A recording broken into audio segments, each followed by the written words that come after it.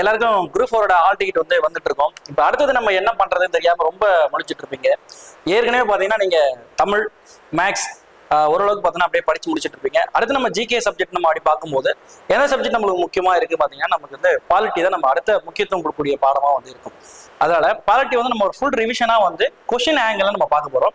நம்ம அதன் அடிப்படையில் நம்ம கொஸ்டின் பேங்க் அடிப்படையில் நம்ம அப்படியே பார்க்க போறோம்.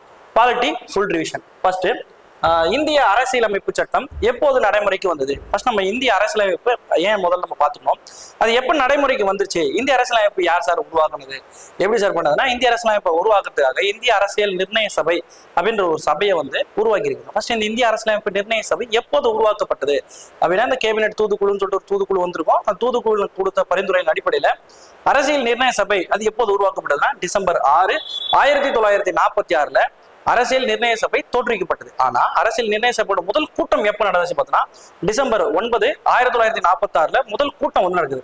அதன் அடிப்படையில் பல்வேறு விவாதங்களுக்கு உட்பட்டு இந்திய அரசியலமைப்பு சட்டம் எப்போது நடைமுறைக்கு வந்தது அப்படின்னு சொல்லிட்டு இருக்கு. இப்போ நடைமுறை எப்பன்னு பார்த்தோன்னா ஜனவரி நவம்பர் 26, 1949 என்ன பண்றாங்க நடைமுறைக்கு வந்தது அப்படின்னா நடைமுறைக்கு வந்தது ஃபர்ஸ்ட் நம்ம எடுத்து பார்க்கும்போது ஃபர்ஸ்ட் ஜனவரி 26 முதல்ல ரெண்டு வார்த்தைகள் நம்மளுக்கு ஸ்பெசிஃபிக்கா இருக்கும். ஜனவரி 26, 1950 நடைமுறைக்கு வந்ததா, இல்ல நவம்பர் 26, 1949 நடைமுறைக்கு வந்ததா அப்படின்னு சொல்லிட்டு ரெண்டு இருக்கும். ஃபர்ஸ்ட் நீங்க முதல்ல தெளிவா புரிஞ்சுக்கணும்.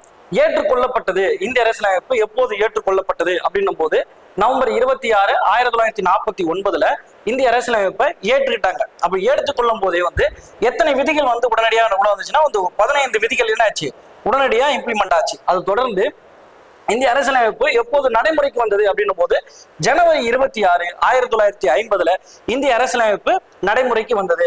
சார் அப்புறம் பார்த்தோன்னா இந்த ஜனவரி 26, 1952 இதெல்லாம் நமக்கு ஆப்ஷன் பொறுத்த வரைக்கும் அந்த ரெண்டு தான் நமக்கு எக்ஸாம் பாயிண்ட் ஆஃப் வியூ இந்த ரெண்டு இடம் மட்டும் தான் நம்மளுக்கு குழப்பற மாதிரி இருக்கும். நவம்பர் 26, 1949 என்ன ஆச்சுன்னா இந்திய அரசியலமைப்பு என்ன பண்ணாங்க ஏற்றுக்கொள்ளப்பட்டது. ஏற்றுக்கொள்ளும் போது எத்தனை விதிகள் நடைமுறைக்கு வந்துச்சுன்னா 15 விதிகள் பார்த்தா நடைமுறைக்கு வந்திருக்கு. அதே போல எப்போது நடைமுறைக்கு வந்ததுன்னா ஜனவரி 26, 1950 ஏற்றுக்கொள்ளப்பட்டது. அடுத்த கேள்வி பார்க்கும் போது இந்திய அரசியலமைப்பின் நிர்ணய சபையின் வரைவு குழு தலைவராக இருந்தது யாரு அப்படின்னு சொல்லியிருப்பாங்க. இப்ப இந்திய அரசியலமைப்பை நம்ம உருவாக்கலாம்னு சொல்லிட்டு பிளான் பண்ணிட்டாங்க. அப்ப இந்திய அரசியலமைப்பை உருவாக்கலாம்னா எப்படி உருவாக்கலாம் அப்படின்னு சொல்லிட்டு நம்ம அந்த டீம் முதல் நாள் டிசம்பர் 9, 1946 போட்ட கூட்டத்தின் அடிப்படையில் என்னெல்லாம் பண்ணணும் போது ஏன்னா உடனடியாக நமக்கு இந்திய அரசியலமைப்பு உருவாக்கணும். சுதந்திரம் ஜனவரி 1947 ஆகஸ்ட் 15 சுதந்திரம் கிடைக்க போது சொல்லியாச்சு. அப்போ உடனடியாக என்ன சொல்லிட்டாங்க, சரி நம்ம உடனடியாக நம்ம அரசியலமைப்பு உருவாக்கிடணும் அப்படின்னு சொல்லிட்டு ஒரு அமைப்பு உருவாக்குறாங்க. அதுதான் அரசியல் நிர்ணய சபை. அந்த நிர்ணய சபை அடிப்படையில் என்ன பண்றாங்க, ஒரு 60க்கும் மேற்பட்ட நாடுகள்ல போயிட்டு நம்ம என்ன பண்றோம் எடுத்துட்டு வந்துடலாம் அப்படின்னு சொல்லிட்டு ரூபாய் 64 லட்சம் ரூபாய் செலவு செய்து என்ன பண்றாங்க இந்திய அரசியலமைப்பு நிர்ணய சபைன்னு சொல்லிட்டு ஒரு சபை மூலமா 60 நாடுகள்ல போயிட்டு மக்கள் என்ன பண்றாங்க ஃபுல்லா போயிட்டு முக்கிய மூல ஆதாரங்கள் ஃபுல்லா எடுத்துட்டு வராங்க. அவங்க கொண்டாந்த மொத்த விஷயத்தையும் ஏன்னா எல்லாருமே எடுத்த தகவல் அப்படியே நம்ம எடுத்து போட்டுக்க முடியுமானா முடியாது. அப்ப அது ஒரு கமிட்டி வைக்கணும். அந்த டிராஃப்டிங் கமிட்டி அப்படி சொல்லிட்டு ஒரு கமிட்டி வைக்கிறாங்க. அந்த டிராஃப்டிங் கமிட்டியோட தலைவரா யார் இருக்காருன்னா அம்பேத்கர் இருக்காங்க. நம்ம ஸ்கூல் புக்ல பார்த்தோன்னா 10th புக்லேயே ஒரு தப்பா தான் இருக்கும். ஏன்னா மொத்தம் 8 உறுப்பினர் இருக்க மாதிரி இருக்கும். 7+1 அப்படி சொல்லிட்டு போட்டிருப்பாங்க. ஆனா அப்படி கிடையாது, 6+1 அதுதான் பார்த்தோன்னா டிராஃப்டிங் கமிட்டியோட மொத்த உறுப்பினர் எண்ணிக்கையா இருக்கும். அதை நம்ம ஒழுங்கா பார்த்துக்கணும். 6 உறுப்பினர்கள் பிளஸ் ஒரு தலைவர் கொண்டதான் மொத்தம் 7 உறுப்பினர், மொத்தம் 7 பேர் கொண்டதான் இந்த டிராஃப்டிங் கமிட்டியா இருக்கு. சரிங்க சார், இந்த டிராஃப்டிங் கமிட்டில யாரெல்லாம் இருந்தது? வரைவு குழுவோட தலைவர் யார் இருந்தது? அம்பேத்கர் தான் வரைவு குழுவோட தலைவரா இருக்காரு. அதுக்கப்புறம் கோபால்சாமி ஐயங்கார், அல்லாடி கிருஷ்ணசாமி, சையது முகமது சாதுல்லா, அப்புறம் மாதவராவ் பொறுத்த வரைக்கும் மில்டன் எனக்கு வேண்டாம் அப்படின்னு சொல்லிட்டு போனதுக்கு அப்புறமும் கிருஷ்ணசாமி டிடி கிருஷ்ணமாச்சாரி கைத்தான் இறந்ததுக்கு அப்புறமே பார்த்தோன்னா இந்த குழுல இணைஞ்சிருப்பாங்க. நமக்கு பொறுத்த வரைக்கும் இந்த வரைவு குழு இந்த அரசியலமைப்பு நிர்ணய சபையின் வரைவு குழுவின் தலைவராக செயல்பட்டவர் யார் அப்படின்னு சொல்லிட்டு பார்த்தோன்னா டாக்டர் BR அம்பேத்கர். அம்பேத்கர் பொறுத்த வரைக்கும் இந்த வரைவு குழுவின் தலைவராக செயல்பட்டிருக்காரு. அடுத்தது நமக்கு ராஜேந்திர பிரசாத். இந்த ராஜேந்திர பிரசாத் எதுக்கு தலைவராக இருந்திருக்காருன்னா ராஜேந்திர பிரசாத் இந்த கொடிகள் குழு அப்படின்ற ஒரு குழு, கொடிகள் குழுக்கு யாராவது தலைவராக இருக்கிறீங்க, கொடிகள் குழுக்கு ராஜேந்திர பிரசாத் தலைவராக இருப்பாங்க. கொடிகள் குழுக்கு ராஜேந்திர பிரசாத் மட்டும்தான் தலைவராக இருக்காருன்னு பார்த்தோன்னா கிடையாது. கூடவே JB கிருபாலனின்றவங்களும் பார்த்தோன்னா இந்த குழுக்கு தலைவராக இருப்பாங்க. அதுக்கப்புறம் ஜவஹர்லால் நேருன்னு சொல்லிட்டு ஒருத்தர் இருப்பாங்க. இவர் ஜவஹர்லால் நேரு எதுக்கு வந்து தலைவராக இருந்திருக்காருன்னா அரசியல் நிர்ணயம் மற்றும் அரசியலோட அந்த அமைப்போட மத்திய அமைப்புக்கும் அந்த மத்திய அமைப்புகள் பார்த்தோன்னா வந்து ஃபுல்லாமே பார்த்தோன்னா வந்து ஜவஹர்லால் நேரு பார்த்தோன்னா வந்து தலைவராக இருந்திருப்பாரு.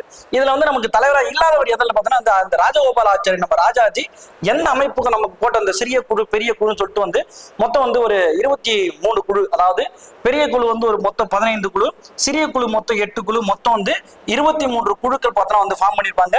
அந்த 23 குழு தான் பார்த்தோன்னா ஒரு குழு வரைவு குழு. இந்த வரைவு குழுல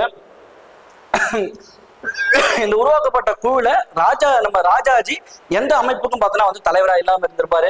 அம்பேத்கர் வரைவு குழு தலைவராகவும், டாக்டர் ராஜேந்திர பிரசாத் கொடிகள் குழு தலைவராகவும், ஜவஹர்லால் நேரு வந்து பார்த்தோன்னா வந்து இந்திய அந்த மத்திய அமைச்சரவை அந்த குழுக்கு பார்த்தோன்னா வந்து தலைவராகவும் செயல்பட்டு இருப்பாங்க. ரைட். அடுத்து பாத்தீங்கன்னா வந்து இந்திய குடிமகனின் அடிப்படை கடமை. நம்மளுக்கு நம்ம பகுதியை பார்த்து நம்மளாம் அதெல்லாம் படிக்கும்போது தெளிவா நமக்கு என்ன விஷயம் இருக்குன்னா வந்து பகுதி 1, 2, 3, 4 அப்படி சொல்லிட்டு நம்ம பார்ப்போம். பகுதி 4ல பகுதி 4ல என்ன சொல்லுதுன்னா அடிப்படை கடமைகள் பத்தி சொல்லுது. ஃபண்டமெண்டல் டியூட்டிஸ் அப்படி ஒன்று சொல்றாங்க. இப்போ இந்திய அரசியலமைப்பை உருவாக்கும் போது அடிப்படை கடமைகள் அப்படி சொல்லிட்டு ஏதாவது இருந்துச்சுன்னு பார்த்தோன்னா அடிப்படை கடமைகள் எதுவுமே இல்லை.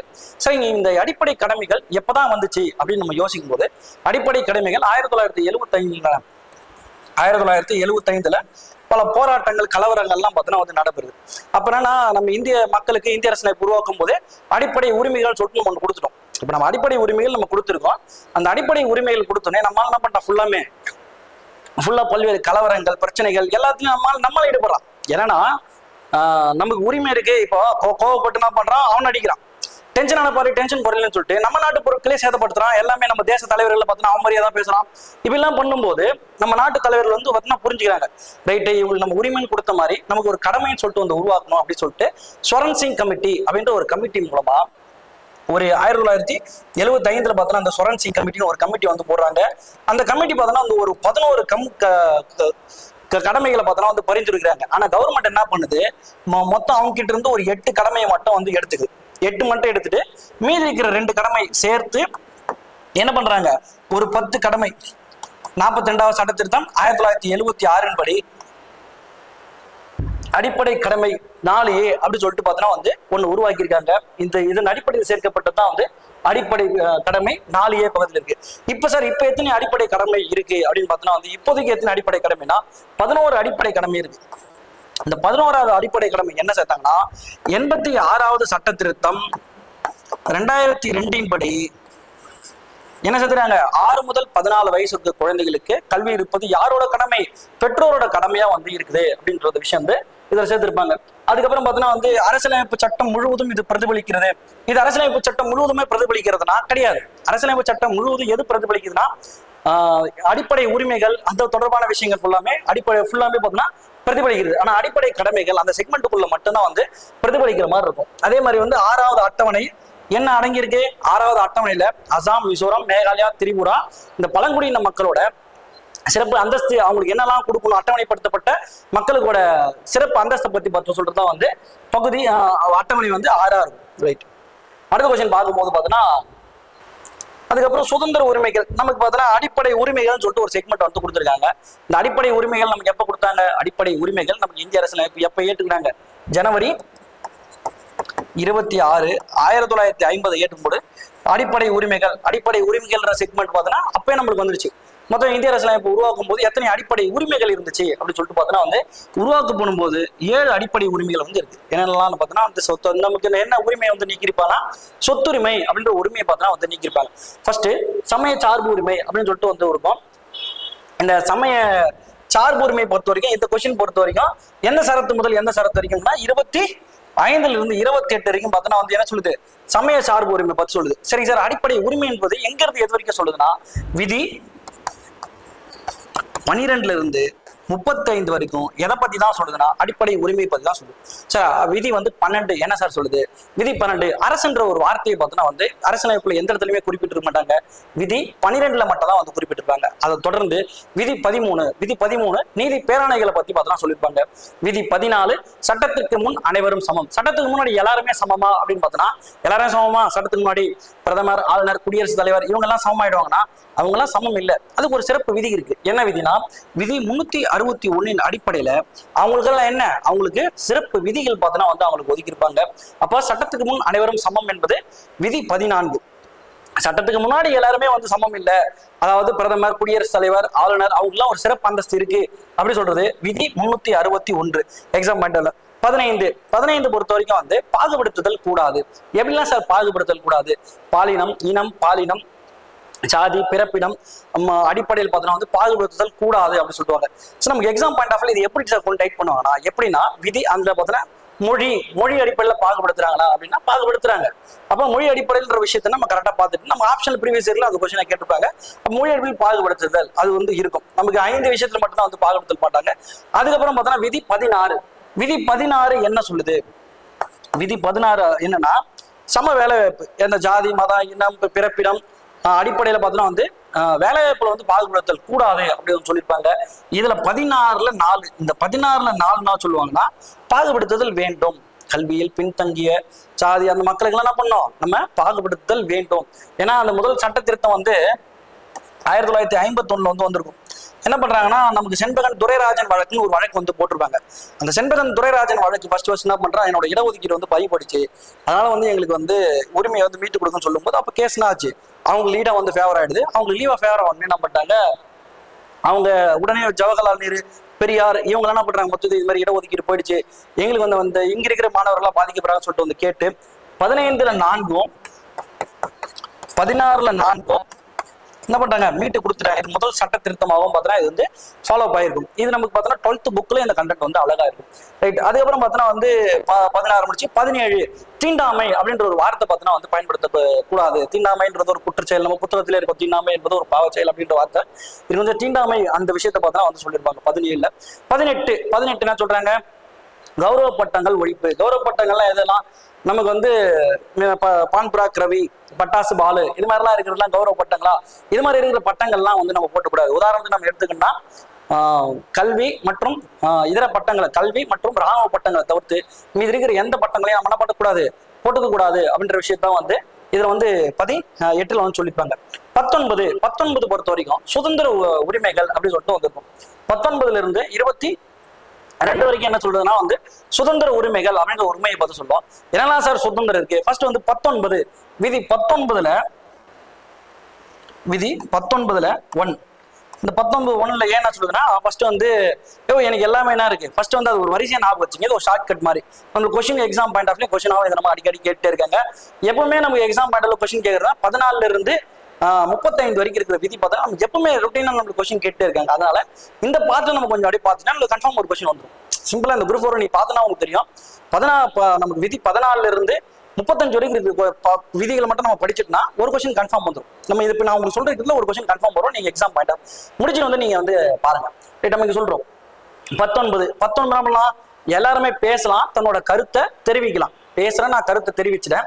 அதுக்கப்புறம் என்ன பண்ணலாம், பேசுறேன், கருத்து தெரிவிச்சிட்டேன். அதுக்கப்புறம் ஆயுதம் மட்டும் நான் எங்க வேண்டாம் கூடலாம்.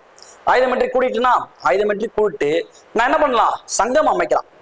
சங்கம் அமைச்சிட்டுனா சங்கம் அமைச்சிட்டு வேற என்ன பண்ணலாம், இந்தியா முழுமைக்கும் சுற்றி வரலாம். எங்கே வேண்டாலும் நான் என்ன பண்ணலாம், போய் வரலாம். இந்தியா முழுமைக்கும் எங்கும் சென்று வர உரிமை. அடுத்தது இந்தியா முழுக்கும் நான் எங்கேயும் போயிட்டேன், அங்க போயிட்டு என்ன பண்ணலாம், அங்கே வந்து தொழில் தொடங்குவதற்கான உரிமை. நான் இங்கிருந்து எங்க வேணா போய் இந்தியா முழுக்க எங்க வேண்டாம் போகலாம். நான் வந்து அங்க போய் தொழில் தொடங்கலாம். தொழில் தொடங்குறது என்னது, 19ல F வரும். இந்த 19ல F என்ன வரும்னா அங்கேயே சொத்துக்கள் வாழும் உரிமை அப்படி சொல்லிட்டு இருக்கும். சொத்துக்கள் வந்து வாழ்ற உரிமை வந்து நீக்கிட்டாங்க. 19 F வந்து பார்த்தீங்கன்னா வந்து 44வது சட்ட திருத்தம் 1978 அடிப்படையில் வந்து சொத்துக்கள் எங்கேயுமே வாங்கக்கூடாது அப்படின்ற இது வந்து பார்த்தீங்கன்னா வந்து நீக்கிட்டாங்க. சொத்துரிமை அப்படின்ற ஒரு உரிமையை பார்த்தீங்கன்னா வந்து நீக்கிட்டாங்க. ஏன்னா வந்து அது ஒரு சில செக்மெண்ட் பின்னாடி வரும், உங்களுக்கு நான் அதை பற்றி சொல்றேன். சொத்துரிமை நீக்கப்பட்டது. அதுக்கப்புறம் அடுத்த உரிமை என்ன இருக்குன்னா, அடுத்த உரிமை என்ன போகுதுன்னா அங்கே தங்கி வாழும் முறை. இந்தியாவில் நம்ம எங்க வேணா தங்கி வாழ்ற முறை. இப்போது நம்ம எத்தனை உரிமைகள் இருக்குன்னா வந்து ஒரு 6 அடிப்படை உரிமைகள் தான் இருக்கு. இந்திய அரசியலமைப்பு கொஸ்டின் வந்து நம்ம கேட்கும்போது இந்திய அரசியலமைப்பு உருவாக்கும் போது எத்தனை உரிமைகள் இருந்துச்சு கேட்டா மொத்தம் 7 உரிமைகள் இருந்துச்சு. 44வது சட்டத்திட்டம் 1978 அடிப்படையில் இப்போ தற்சமயம் எத்தனை உரிமைகள் இருக்குன்னா 6 உரிமைகளா இருக்கு. என்னெல்லாம் ஃபர்ஸ்ட் என்ன ஒன்னா பேசலாம், பேச்சு கருத்து தெரிவிக்கும் உரிமை வந்து ஃபர்ஸ்ட், அது ஒரு உரிமை. அடுத்து 2வது உரிமை பேசுறேன், கருத்து தெரிவிக்கிறேன், ஆயுதமின்றி நான் கூடலாம். ஆயுதமின்றி நான் கூட்டிட்டுனா ஆயுதமின்றி கூடி நாங்க எல்லாம் சேர்ந்து என்ன பண்றோம், நாங்க வந்து சங்கத்தை அமைக்கிறோம். நாங்க எல்லாம் சேர்ந்து ஒரு சங்கத்தை அமைச்சிட்டோம். சங்கத்தை அமைச்சு என்ன பண்ணுவோம், இந்தியா முழுக்க நாங்க எங்க வேண்டாலும் சென்று வரும் உரிமை. இந்தியா முழுக்க நாங்க எங்க வேணா சென்று வந்துட்டோம். சென்றுட்டு நாங்க என்ன பண்றோம், சரி காசு இல்லை அப்படின்னு போது சென்று டூர்லாம் சுற்றி பார்க்கும் போது நமக்கு காசு இருக்காது. உடனே நம்ம என்ன பண்ணுவோம், ஏதாவது ஒரு பிசினஸ் நம்ம தொடங்குறோம். அங்க வந்து தொழில் தொடங்குவதற்கான உரிமை வந்து அங்க இருக்கு, தொழில் தொடங்குறோம். அதுக்கப்புறம் என்ன உரிமை, தொழில் தொடங்கிட்டோம். அதுக்கப்புறம் சொத்துரிமை நீக்கப்பட்டது. அதுக்கப்புறம் கடைசியான உரிமை வந்து அங்கே தங்கி வாழும் உரிமை அப்படின்ற உரிமையோட 19 வந்து முடியும். 19 முடிஞ்சிச்சு. அதுக்கப்புறம் 20 தண்டனையிலிருந்து பாதுகாத்தல் உரிமை, அதாவது குற்றஞ்சாட்டப்பட்ட தண்டனையிலிருந்து பாதுகாக்கும் உரிமை எடுத்து 20. 21 சொல்றாங்க சுதந்திர உரிமைகள் அப்படி சொல்லிட்டு வந்திருக்கோம். இப்ப கடைசியா கூட யூபிஎஸ்சில பார்த்தோன்னா ஒரு கொஸ்டின் கேட்டிருக்காங்க, விரும்பிய பெண்ணை மனம் செய்யும் உரிமை இருக்கா, அது எதில் யாருக்கு அப்படி சொல்லிட்டு கேட்டா விதி 21 இருக்கு. இந்த விதி 21 பார்த்தோம்னா நம்மளுக்கு எத்தனை உரிமைகள் இருக்குன்னா 34 உரிமை இருக்கு. 34 உரிமைகள் நம்ம கொடுத்துருக்கோம். கவர்மெண்ட் நமக்கு வேலை கொடுக்கணும், அது ஒரு உரிமையா அப்படின்னா ஆமா, அது ஒரு உரிமை. அரசே நம்மளுக்கு ஒரு வேலை கொடுக்கணும்ன்றது அது வந்து அரசோட நம்மளோட உரிமை, அடிப்படை உரிமை. அதை நம்ம கவர்மெண்ட் கேட்டு வரோம். அதனாலதான் என்ன பண்றாங்க, இப்ப நமக்கு எக்ஸாம் மூலமா வச்சு நம்ம வந்து தேர்ந்தெடுக்கிறாங்க. அது வந்து விதி 21 வந்து விதி 22 பொறுத்த வரைக்கும் இந்த தண்டனை 2 முறை பார்த்தோன்னா ஒரே ஆளுக்கு பார்த்தோன்னா தண்டனையில இருந்து பாதுகாத்தல் அப்படி சொல்லிட்டு பார்த்தோன்னா ஒரு இருக்கும். அதுக்கப்புறம் பார்த்தோன்னா விதி வந்து 23. விதி 23 என்ன சொல்லுது, கொத்தடிமை முறை பார்த்தோன்னா வந்து ஒழிப்பு சொல்றது வந்து விதி 23. அதுக்கப்புறம் விதி 24 குழந்தை தொழிலாளர் பாதுகாப்பு. இந்த குழந்தை தொழிலாளர் யாருன்னா சார் குழந்தை தொழிலாளர் அப்படின்னு பார்த்தோன்னா வந்து 18 வயதுக்கு உட்பட்ட எல்லாருமே வந்து குழந்தை தான். இப்ப இந்த குழந்தைகள் மொத்த பேர் வந்து பாதுகாக்கணுன்றது விதி 24 சொல்லுது. விதி 25 இப்பதான் நம்ம கொஸ்டின் பார்க்கல வரும். விதி 25 என்னது, சமய சுதந்திர உரிமை. விதி 25 என்ன சொல்லுது, விதி 25 நான் எந்த மதத்தை வேணா ஏத்துக்கலாம். விதி 25 நான் எந்த மதத்தை வேணா ஏத்துக்கலாம், எந்த மதத்தையும் நான் பரப்பலாம். 25. 26 விதி 26 நான் பரப்பலாமா, நான் பரப்பிட்டு என்ன பண்ணலாம், அடுத்தது அந்த மதத்தை நான் வந்து நிர்வகிக்கலாம். நிர்வகிச்சிட்டேன். எனக்கு அதுல பார்த்தோன்னா வருமானம்லாம் வருது. இப்ப அந்த வருமானத்துக்கு நான் வரி செலுத்தமா அப்படின்னா நீ வரி செலுத்த தேவையில்லை. அதுக்கு விதி 27. விதி 27 நான் வரி வந்து செலுத்த தேவையில்லை. விதி 28 நான் வந்து மதத்தை பரப்பலாம், நான் வந்து ஏற்றுக்கொள்ளலாம். இது வந்து விதி 25 ஆச்சுங்களா.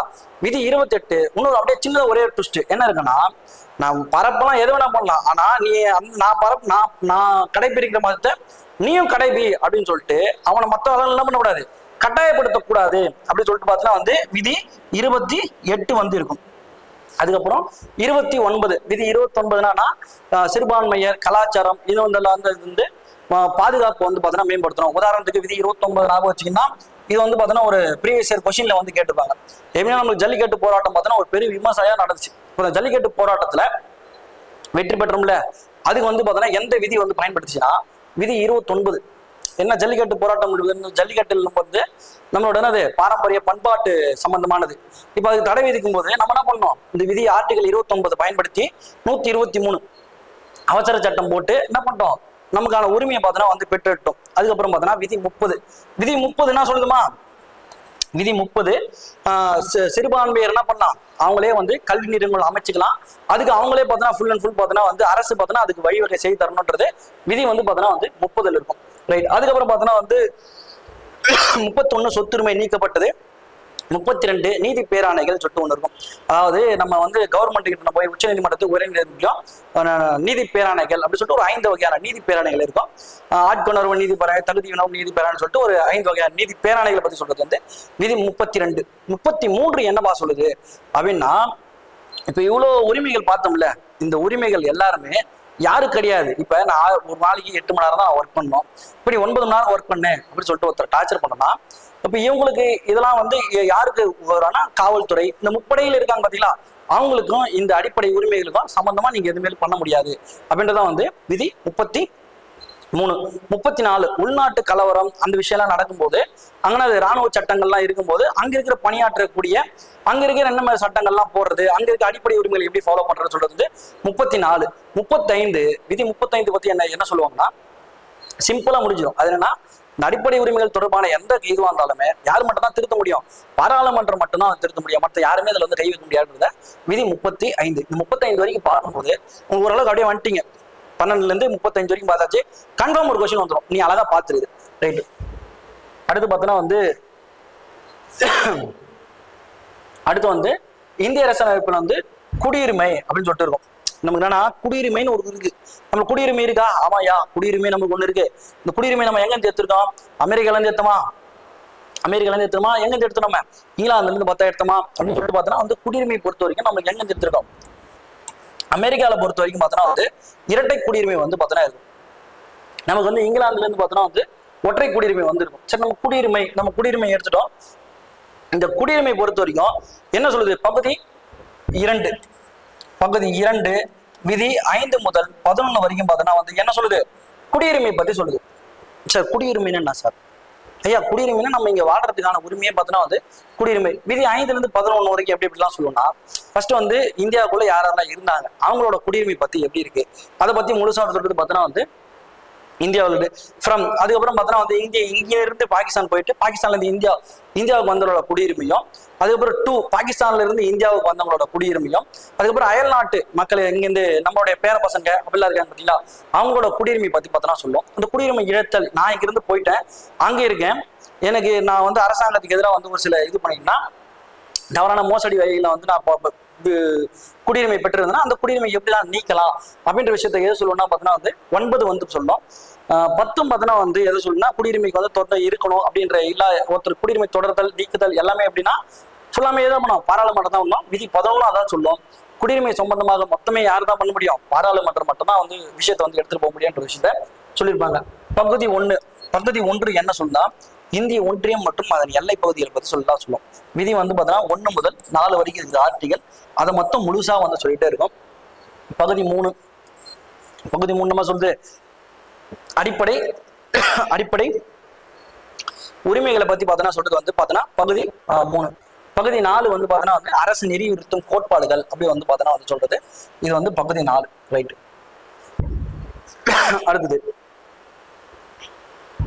அடுத்து பார்த்தோன்னா இந்திய கடவுச்சீட்டினை பெற்று வெளிநாட்டு வசிக்கும் இந்திய குடிமக்கள் எவ்வாறு அழைக்கப்பட்டனர்? எப்படிமா இவங்களாம் அழைக்கப்படுறாங்கன்னா NRI குடியுரிமை பெற்றவர்கள் அப்படின்னு சொல்லிட்டு பார்த்தோன்னா வந்து அழைக்கப்படுவாங்க. இந்திய கடவுச்சீட்டினை பெற்று வெளிநாட்டை வசிக்கும் வந்து இந்திய குடிமக்களை எவ்வாறு அழைக்கப்படுவாங்கன்னா NRI அப்படின்னு சொல்லிட்டு குடிமக்கள் அப்படின்னு சொல்லிட்டு பார்த்தோன்னா அழைப்பாங்க. அடுத்த கேள்வி பார்த்தோம்னா வந்து இந்திய அரசியலமைப்பு எப்போது ஏற்றுக்கொள்ளப்படுது? நம்மளோட முதல் கேள்வியில் பார்க்கும்போதே சொன்னோம்.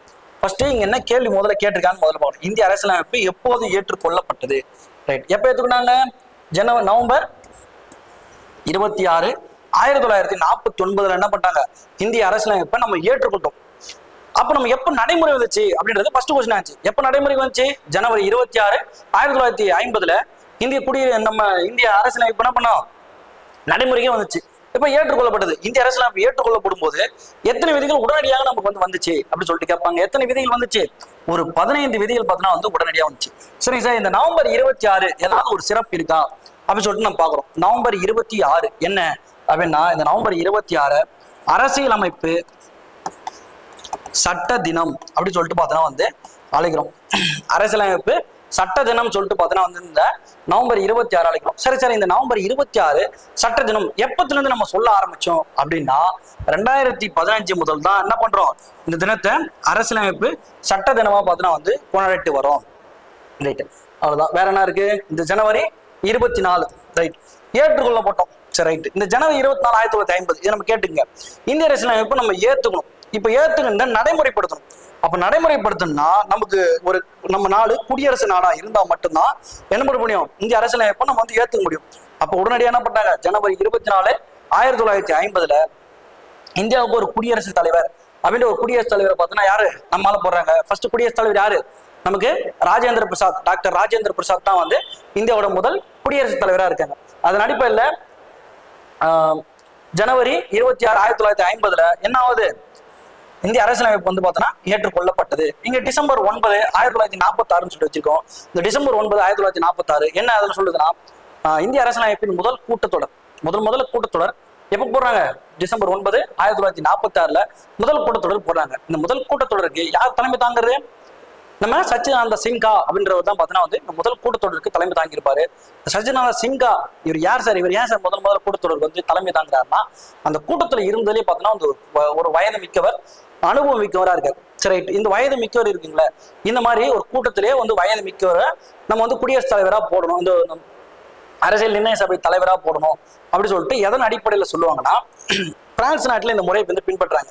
அந்த முறையை பின்பற்ற அடிப்படையில் தான் வந்து இதை வந்து பார்த்தோன்னா அன்னைக்கு வந்து நம்ம அரசியல் நிர்ணய சபையோட தற்காலிக தலைவராக வந்து அவரை போடுறாங்க. உடனே 2 டிசம்பர் 11 1946 2வது கூட்டம் நடைபெறும். இந்த 2வது கூட்டத்தில் யார் நிரந்தர தலைவராக போடுறாங்க, டாக்டர் ராஜேந்திர பிரசாத் தான் வந்து இந்த அரசியல் நிர்ணய சபையோட நிரந்தர தலைவராக பார்த்தீங்கன்னா வந்து நிர்ணயிக்கப்படுறார். இல்லைங்களா, அதுக்கப்புறம் பார்த்தோன்னா ஆலோசகர், அப்புறம் துணைத் தலைவர் அப்படி சொல்லிட்டு பார்த்தோன்னா ஃபுல்லாக நியமிச்சிருப்பாங்க. இப்போ துணைத் தலைவர் வந்து HC முகர்ஜி, VT கிருஷ்ணமாச்சாரி பார்த்தோன்னா வந்து துணைத் தலைவராகவும், HC BN ராவ் பார்த்தோன்னா வந்து ஆலோசகராகவும் பார்த்தோன்னா வந்து நியமிச்சிருப்பாங்க. அப்புறம் இந்த இந்திய அரசியலமைப்பு சொல்லியாச்சு. இந்த இந்திய அரசியலமைப்பு பொறுத்த வரைக்கும் யார் எழுதுனது அப்படின்னு சொல்லிட்டு பார்த்தோன்னா, இந்திய அரசியலமைப்பு எழுதுனது யாருன்னா, இதை வந்து இந்தியில எழுதுனாங்களா அப்படின்னா இந்தியில எழுதுறாங்க. இந்தியில யார் எழுதியிருக்காருன்னா வசந்த் கிருஷ்ண வைடியா அப்படின்னு சொல்லிட்டு எழுதியிருக்காரு. ஆனா இந்திய அரசியலமைப்பு உருவாக்கும் போது எந்த மொழியில் எழுதப்பட்டதுன்னா ஆங்கிலத்தில் தான் எழுதியிருக்காரு. யாருன்னா பிரேம் பிஹாரி நரேன் ரைசடா அப்படின்றவர் ஆங்கிலத்தில் எழுதியிருக்காரு. ஆங்கிலத்தில் எந்த பாணியில எழுதியிருக்காரு அப்படின்னு சொல்லிட்டு ஒரு கேள்வி வரும். இத்தாலிய பாணி, இத்தாலி பாணிலாம் ஒன்றும் கிடையாது. அது பார்த்தோன்னா சைடா பார்த்தோன்னா வரும். அந்த சைடா வரதான் பார்த்தோன்னா வந்து இத்தாலிய பாணிலாம் இருக்கும். இல்லைங்களா, ரைட். அடுத்த கேள்வி பார்த்தோன்னா,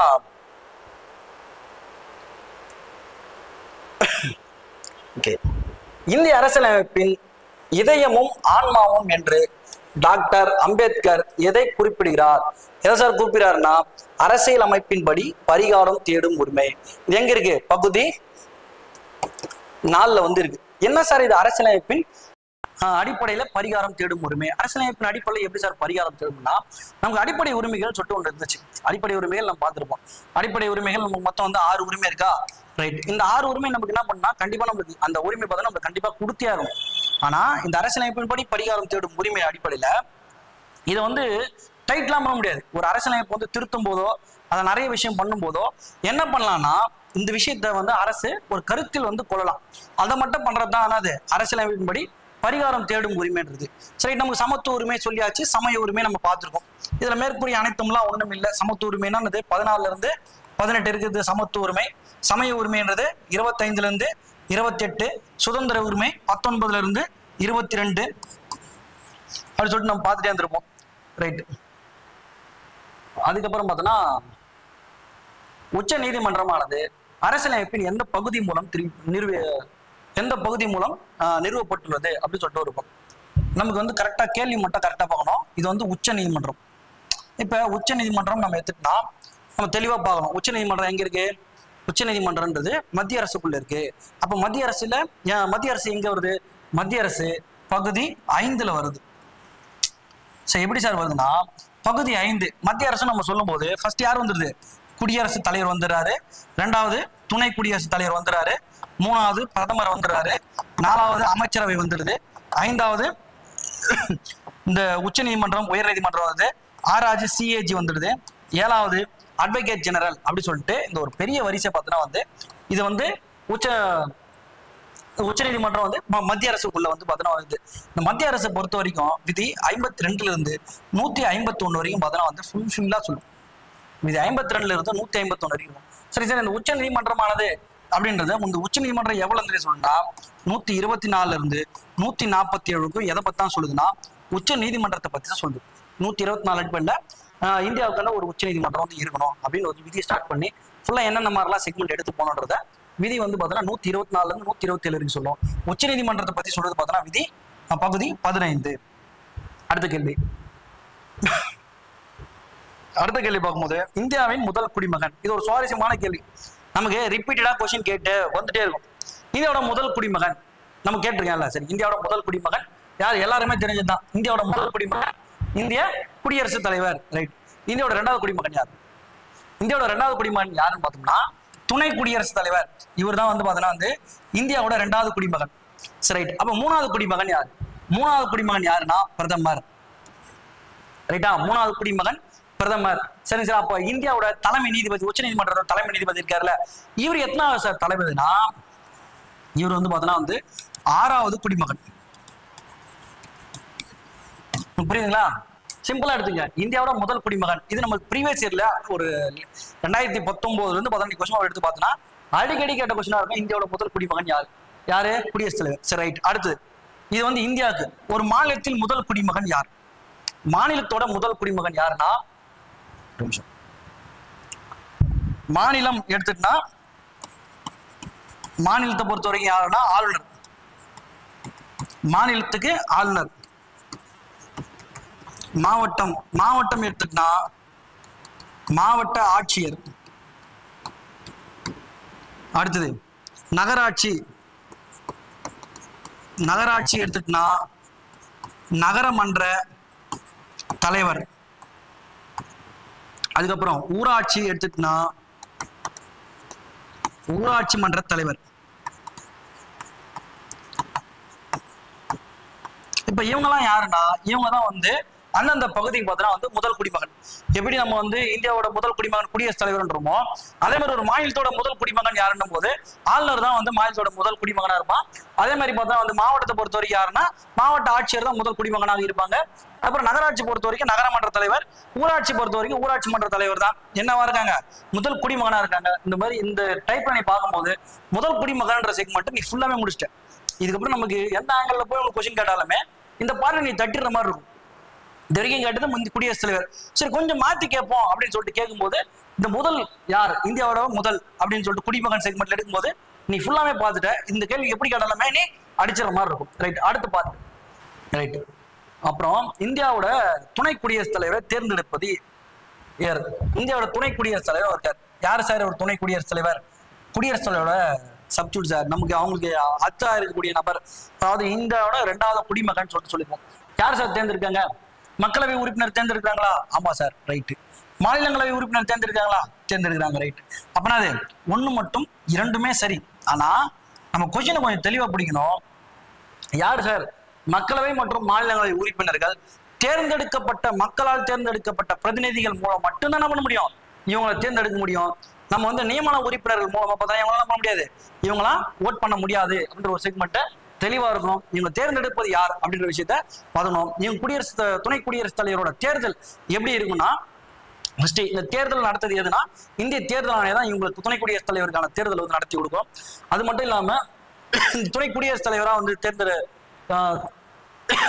துணை குடியரசுத் தலைவராக தேர்ந்தெடுக்கிற நபர் வந்து என்னது ஒற்றை மாற்று விகிதாச்சார பிரதிநிதித்துவ அடிப்படையில தான் வந்து என்ன பண்றாங்க? தேர்ந்தெடுக்கப்படுறாங்க. அடுத்தது 12வது கேள்வி. 12வது கேள்வி பார்க்கும்போது பின்வரும் அரசியல் அமைப்பு அதிகார அமைப்புகளில் குடியரசுத் தலைவர் விரும்பும் வரை மட்டுமே பதவியில் இருக்கக்கூடியவர் யார்? முதல்ல வந்து அதை நம்ம தெளிவா பார்த்துக்கணும். குடியரசுத் தலைவர் விரும்பும் வரை என்ற வார்த்தை மட்டும் கொஞ்சம் பார்த்துங்க. விரும்பும் வரை மட்டுமே பதவியில் இருக்கக்கூடிய ஆறு. ஃபர்ஸ்ட் மாநில ஆளுநர். இவங்க யார் நியமிக்கிறது?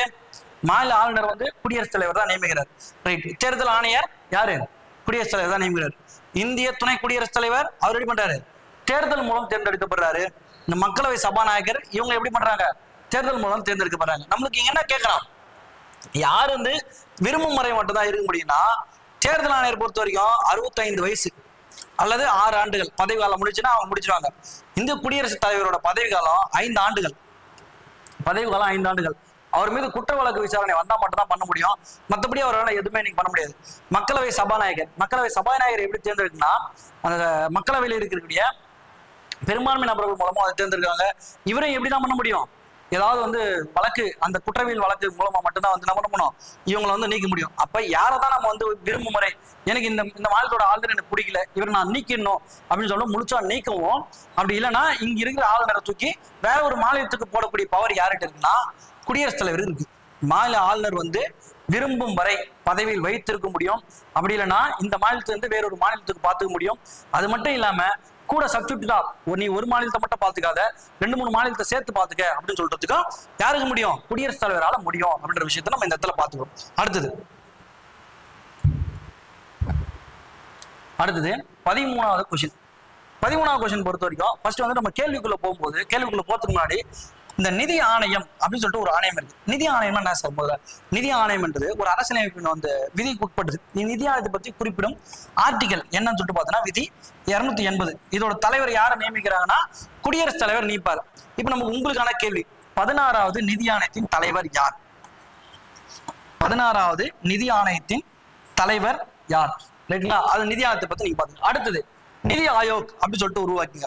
திட்டக்குழுக்கு மாற்றாக பார்த்தோம்னா அந்த உருவாக்கப்பட்டதுதான் வந்து என்ன சொல்றாங்க? நிதி ஆயோக். இது எப்போ உருவாக்கி இருக்காங்க? மார்ச் 5.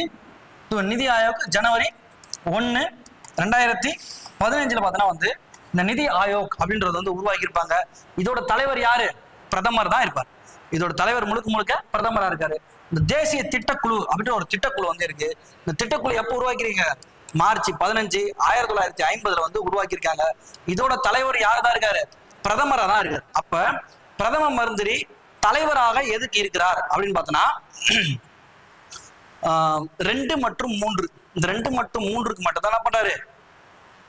பிரதமர் தலைவராக இருக்கிறார். அடுத்தது 14வது கேள்வி. 14 கேள்வி. ரைட். துணை குடியரசுத் தலைவர் மாநிலங்களவை கூட்டத்துக்கு தலைமையை ஏற்கிறார். அதாவது ராஜ்யசபா. ஆமா, ராஜ்யசபா கூட்டத்துக்கு தலைமை ஏற்கிறாரா? ஆமா, அவர் ராஜ்யசபா கூட்டத்துக்கு தலைமை ஏற்கிறார்.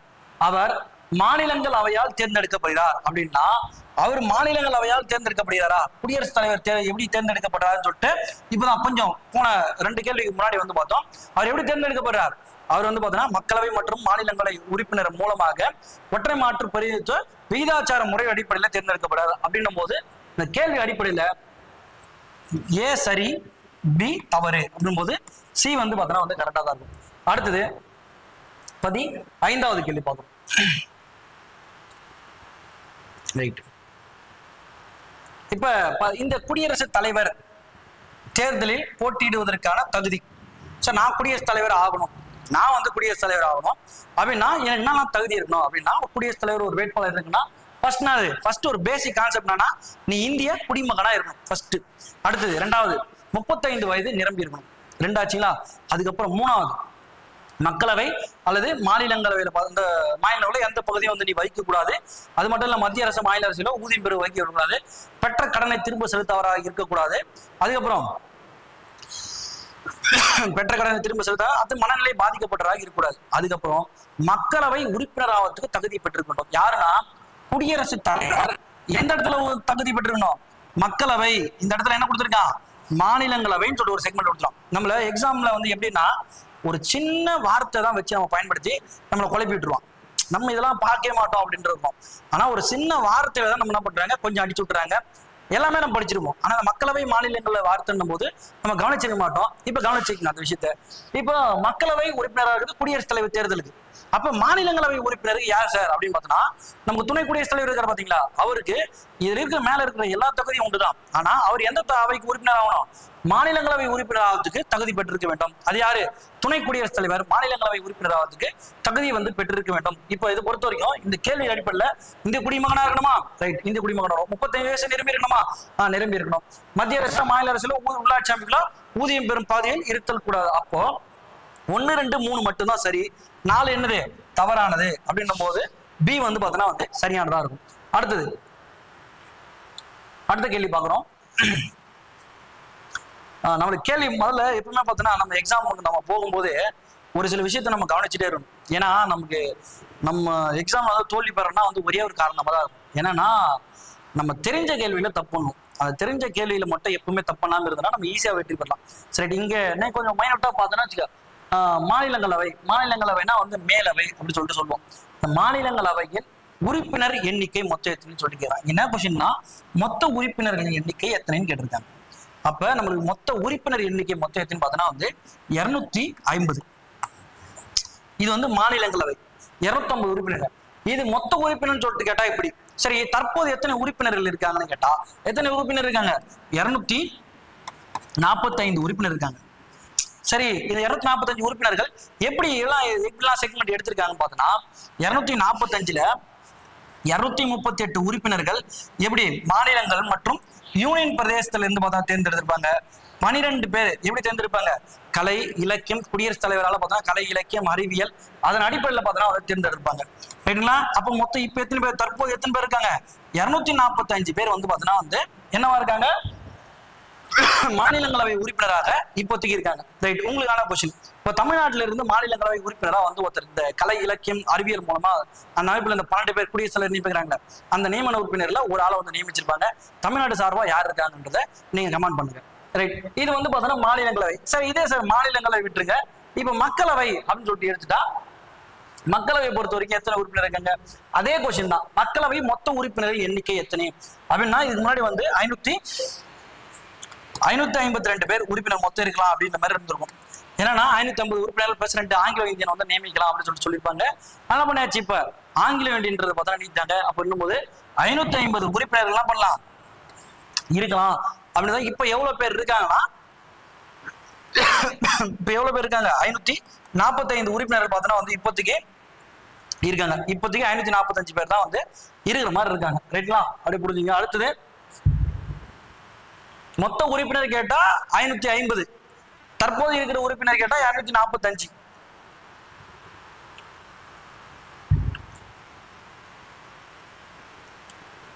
ரைட், இப்ப நம்ம பார்த்ததுதான். இப்ப கொஞ்ச நேரத்துக்கு முன்னாடி நம்ம பார்த்தோம், உங்களுக்கு கேள்வியாக கேட்டோம். மேலவை உறுப்பினர்கள் மறைமுக தேர்தல் மூலம் தேர்ந்தெடுக்கப்படுகிறார்கள். ஆமா, மேலவைனா ராஜ்யசபா உறுப்பினர்கள் மறைமுக தேர்தல் மூலமா தேர்ந்தெடுக்கப்படுகிறார்கள். எத்தனை பேர் கலை, இலக்கியம், அறிவியல் மற்றும் சமூக பணிகள் சிறப்பாக பணியாற்றியதற்காக கொடுக்குறாங்க அப்படின்னு சொல்லிட்டு வந்திருக்கோம். மொத்தம் எத்தனை பேர்? 12 பேர் தான் என்ன பண்றாங்க? இந்த கலை, இலக்கியம் சொல்லிட்டு போட்டிருக்காங்க. ரைட், இப்ப நம்ம ராஜ்யசபா சொல்லியிருக்கோம். ராஜ்யசபா பொறுத்த வரைக்கும் மொத்தம் எவ்வளவு அதிகபட்ச உறுப்பினர் சொன்னா, ஃபுல் உறுப்பினர் சொன்னா 250 பேர் வந்து ராஜ்யசபா உறுப்பினராக இருக்காங்கன்னு சொல்லிட்டு சொன்னோம். இதுல மொத்த உறுப்பினர்கள் இதுல வந்து நமக்கு என்ன 245 தான் என்னது இருக்கு. 238 வந்து மாநிலம் மற்றும் யூனியன் பிரதேசமும் 12 உறுப்பினர் வந்து கலை, இலக்கியம் சொல்லிட்டு சொல்லியாச்சு. இப்ப நம்ம தமிழ்நாட்டுல வந்து இந்த மாநிலங்களவைன்றது ஒரு நிரந்தரமான அவை. இந்த நிரந்தரமான அவையில வந்து இந்த உறுப்பினர்லாம் இருக்காங்களே, இந்த உறுப்பினரோட தான் வந்து பதவிக்காலம் 6 ஆண்டுகள். இவங்க 2 ஆண்டுகளுக்கு ஒரு முறை என்ன பண்றாங்க? 3 ஒரு பங்கு பார்த்தீங்கன்னா வந்து ரிட்டையர், அதாவது வெளியே அனுப்பிச்சிட்டு புது ஆளை வந்து பார்த்தா நியமிக்கிறாங்க. தமிழ்நாட்டில் பொறுத்த வரைக்கும் ராஜ்யசபா உறுப்பினரோட எண்ணிக்கை வந்து 18 பேர் இருக்காங்களா? அப்போ இப்போ இந்த 3 ஒரு பங்கு பேர் வந்து மாத்தி புதுசா போறாங்கன்னா அப்போ ஒரு 6 பேர் வந்து போட போறாங்க. ஒரு ராஜ்யசபா உறுப்பினர் தேர்ந்தெடுக்கிறதுக்கு எத்தனை எம்எல்ஏக்கள் ஓட்டு போடும்? இது உங்களுக்கான கேள்வி. எத்தனை எம்எல்ஏக்கள் ஓட்டு போட்டா ஒரு ராஜ்யசபா உறுப்பினர் வந்து வருவாங்க அப்படின்றது உங்களுக்கான கேள்வி. ரைட், அடுத்தது 18வது கேள்வி. 18வது கேள்வி என்ன சொன்னா, பின்னூறு நபர்கள் எவர் ஒருவர் குறிப்பிட்ட மசோதா பண மசோதாவே இல்லை அப்படின்னு சொல்லிட்டு பார்த்தோன்னா தீர்மானிக்கிறதுனா சபாநாயகர் தான். சபாநாயகர் தான் என்ன பண்றாரு? ஒரு மசோதா பண மசோதாவா இல்ல சாதாரண மசோதான்னு சொல்லிட்டு தீர்மானிக்காரு. சரி, ஒரு மசோதா பண மசோதா சாதாரண மசோதா. இந்த பண மசோதா நிதி மசோதாக்கெல்லாம் பார்த்தோன்னா யாரு வந்து பார்த்தோன்னா வந்து அங்கீகாரம் கொடுப்பாங்க அப்படின்னா தீர்மானிப்படுறாரு சபாநாயகர். ஆனா நம்ம இருக்காரு பாரு குடியரசுத் தலைவர் தான் பார்த்தோன்னா வந்து அது முன்னாடி அவர்கிட்ட இந்த ஒப்புதல் கேட்டு தான் நம்ம என்ன பண்ண முடியும், உள்ளே பார்த்தோன்னா அதை ஏதாவது கொடுக்குற மாதிரி வந்திருப்பாங்க பண மசோதாக்கு. ரைட், அடுத்த கேள்வி 19. அரசியலமைப்புக்கு விளக்கம் அளிப்பதில் இறுதி அதிகாரம் கொண்டது எதுன்னு பார்த்தோன்னா வந்து உச்ச நீதிமன்றம். அரசியலமைப்புக்கு இறுதி அதிகாரம் கொண்டது எதுனா பார்த்தோன்னா வந்து உச்ச நீதிமன்றம் தான் சொல்லுவாங்க. இந்த நம்ம இந்திய உச்ச நீதிமன்றத்தை என்ன சொல்லணும்னா அரசியலமைப்பின் பாதுகாவலன் அப்படின்னு சொல்லிட்டு நம்ம சொல்லுவோம். இந்திய அரசியலமைப்பின் பாதுகாவலன் எதுதான் இருக்குன்னா இதுதான் உச்ச நீதிமன்றம் தான் இருக்கு. உச்ச நீதிமன்றம் ஒரு விஷயத்த அவங்க சொல்லிச்சுன்னா அதுக்கப்புறம் யாருமே அதை வந்து இது பண்ண முடியாது, ரிவோக் பண்ண முடியாது. அவங்க சொல்லிட்டா அவள் தான் இதுவே சாசனம், இதுவே தீர்ப்பானதுன்ற மாதிரி உச்ச நீதிமன்றம் சொல்லிட்டா முடிச்சு. அரசமைப்புக்கு விளக்கம் அளிப்பதில் இறுதி அதிகாரம் எதுனா உச்ச நீதிமன்றம் தான். கடைசியா அங்கதான் போக முடியும். இப்ப மாநில அளவுல யாருன்னு பாத்தீங்கன்னா வந்து உயர் நீதிமன்றம். இந்த மாநில அளவுல ஒரு சின்னதா ஒரு விஷயம் சொல்றேன்னா வந்து உயர் நீதிமன்றம் சொன்னோம். அதே மொத்தமா விஷயம் சொல்றேன்னா உச்ச நீதிமன்றம் தான். இறுதி அங்கீகாரம் மொத்தமே எங்கன்னா உச்ச நீதிமன்றம் தான். இந்த கேள்விக்கு பதில் பார்த்தோன்னா உச்ச நீதிமன்றம். நம்ம வந்து ஏ மற்றும் பின்னு சொல்லிட்டு போடக்கூடாது. அடுத்து பார்த்தோன்னா வந்து 20வது கேள்வி. நமக்கு இந்தியாவில் அதிக வழக்குகள் நிலுவையில் உள்ள மாநிலம். சிம்பிள். எங்க வழக்கு அதிகமா இருக்கும், எங்க மக்கள் தொகை அதிகமா இருக்கும், அங்கதான் நமக்கு வழக்கு பார்த்தோன்னா அதிகமா இருக்கும். இந்தியாவில் மக்கள் தொகை அதிகமா உள்ள மாநிலம் தான் உத்தரப்பிரதேசம், அதன் அடிப்படையில் என்னது உத்தரப்பிரதேசத்துல வழக்குகள் பார்த்தோன்னா வந்து அதிகமாக வந்து நிலுவையில் இருக்கு. அடுத்த கேள்வி என்ன பாக்குறோம்னா, தமிழ்நாடு பொறுத்த வரைக்கும் என்ன ஸ்பெஷல்? தமிழ்நாடு பொறுத்த வரைக்கும் ஓரளவுக்கு வழக்குகள் பார்த்தோன்னா விரைந்து முடிக்கிறதா சொல்லிட்டு பார்த்தோன்னா பத்திரிகை செய்திகள்லாம் நம்ம பார்த்துருப்போம். ரைட். அடுத்து பார்த்தோன்னா நமக்கு வந்து 21வது கேள்வி. 21வது கேள்வி பார்த்தோம்னா, பின்வரும் கூற்றுகளில் எவை சரியானது? ஆளுநரின் பதவி காலம் எத்தனை வருஷமா? ஆளுநரோட பதவி காலம் பார்த்தோன்னா 5 வருஷம். ஆளுநர் நியமனம் செய்து யாரும் சொல்லியிருப்போம்? குடியரசுத் தலைவர் தான் வந்து ஒரு ஆளுநர் நியமிக்கிறாரு. அவர் பதவியேற்ற நாள்ல இருந்து 5 ஆண்டு காலம் பார்த்தோன்னா அவரோட பதவி காலமா இருக்கும். அவரோட பதவி காலம் அடைஞ்சிச்சு. ரைட்டு, அவருக்கு பதவி காலம் முடிஞ்சிச்சு. புதுசா ஒரு ஆள் வந்து பதவி ஏற்க வரைக்கும் அவர் பதவி தொடங்குறாரு. ஆமா, புதுசா வந்து பதவி இருக்கிற வரைக்கும் அவர் பதவியில தொடங்குவாரு. அது மட்டும் இல்லாம அவர் திருப்பி அடுத்த முறை ஆளுநரா பதவி ஏற்கிறதுக்கும் அதுவே தொடர்ச்சியா இருக்கிறதுக்கும் யாருக்கு அங்கீகாரம் இருக்கு? குடியரசுத் தலைவருக்கு அங்கீகாரம் இருக்கு. நம்ம முன்னாடி ஒரு கேள்வி பார்த்துருவோம்.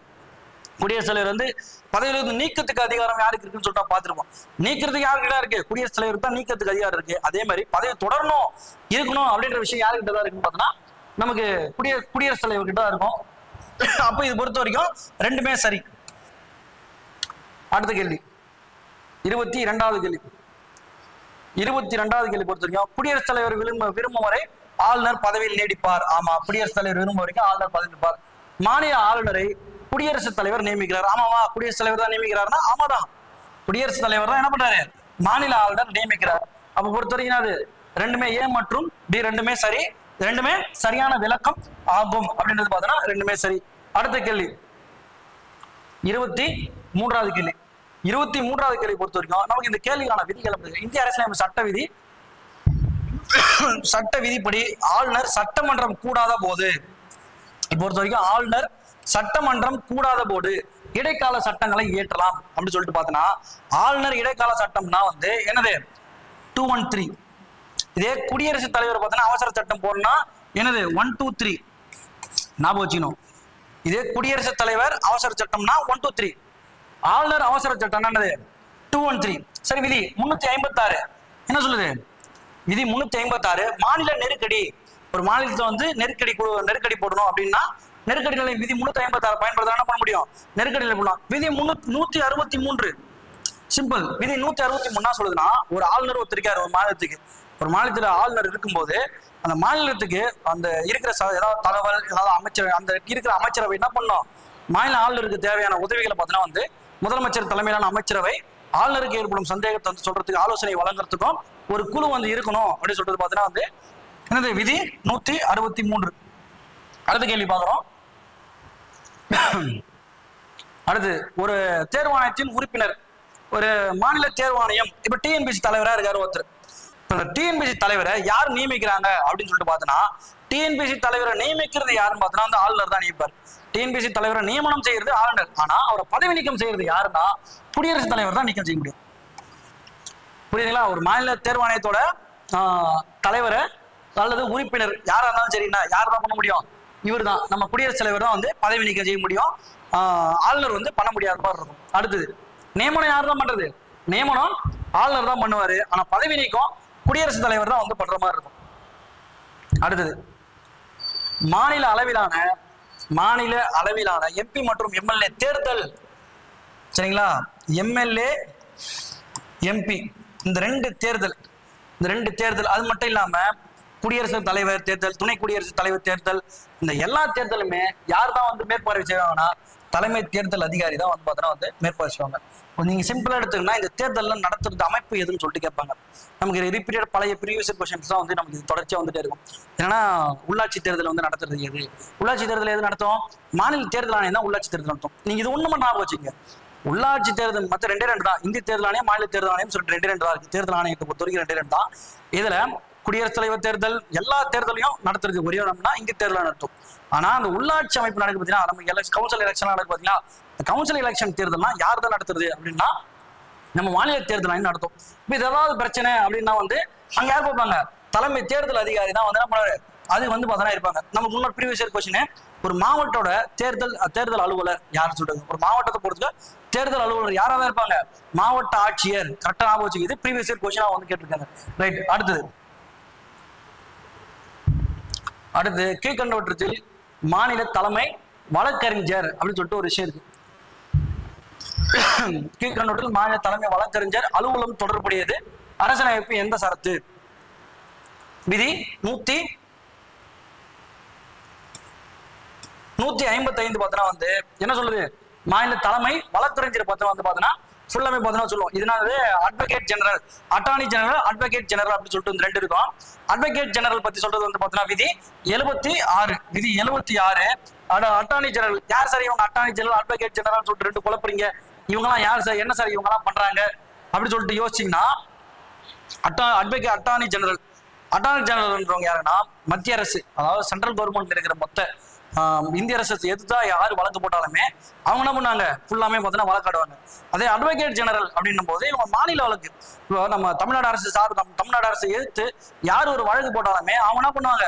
அந்த கேஸ் எதிர்த்து பண்ணா இவங்க போய் வழக்காடுவாங்க. இது இவங்களோட வேலையா இருக்கும்.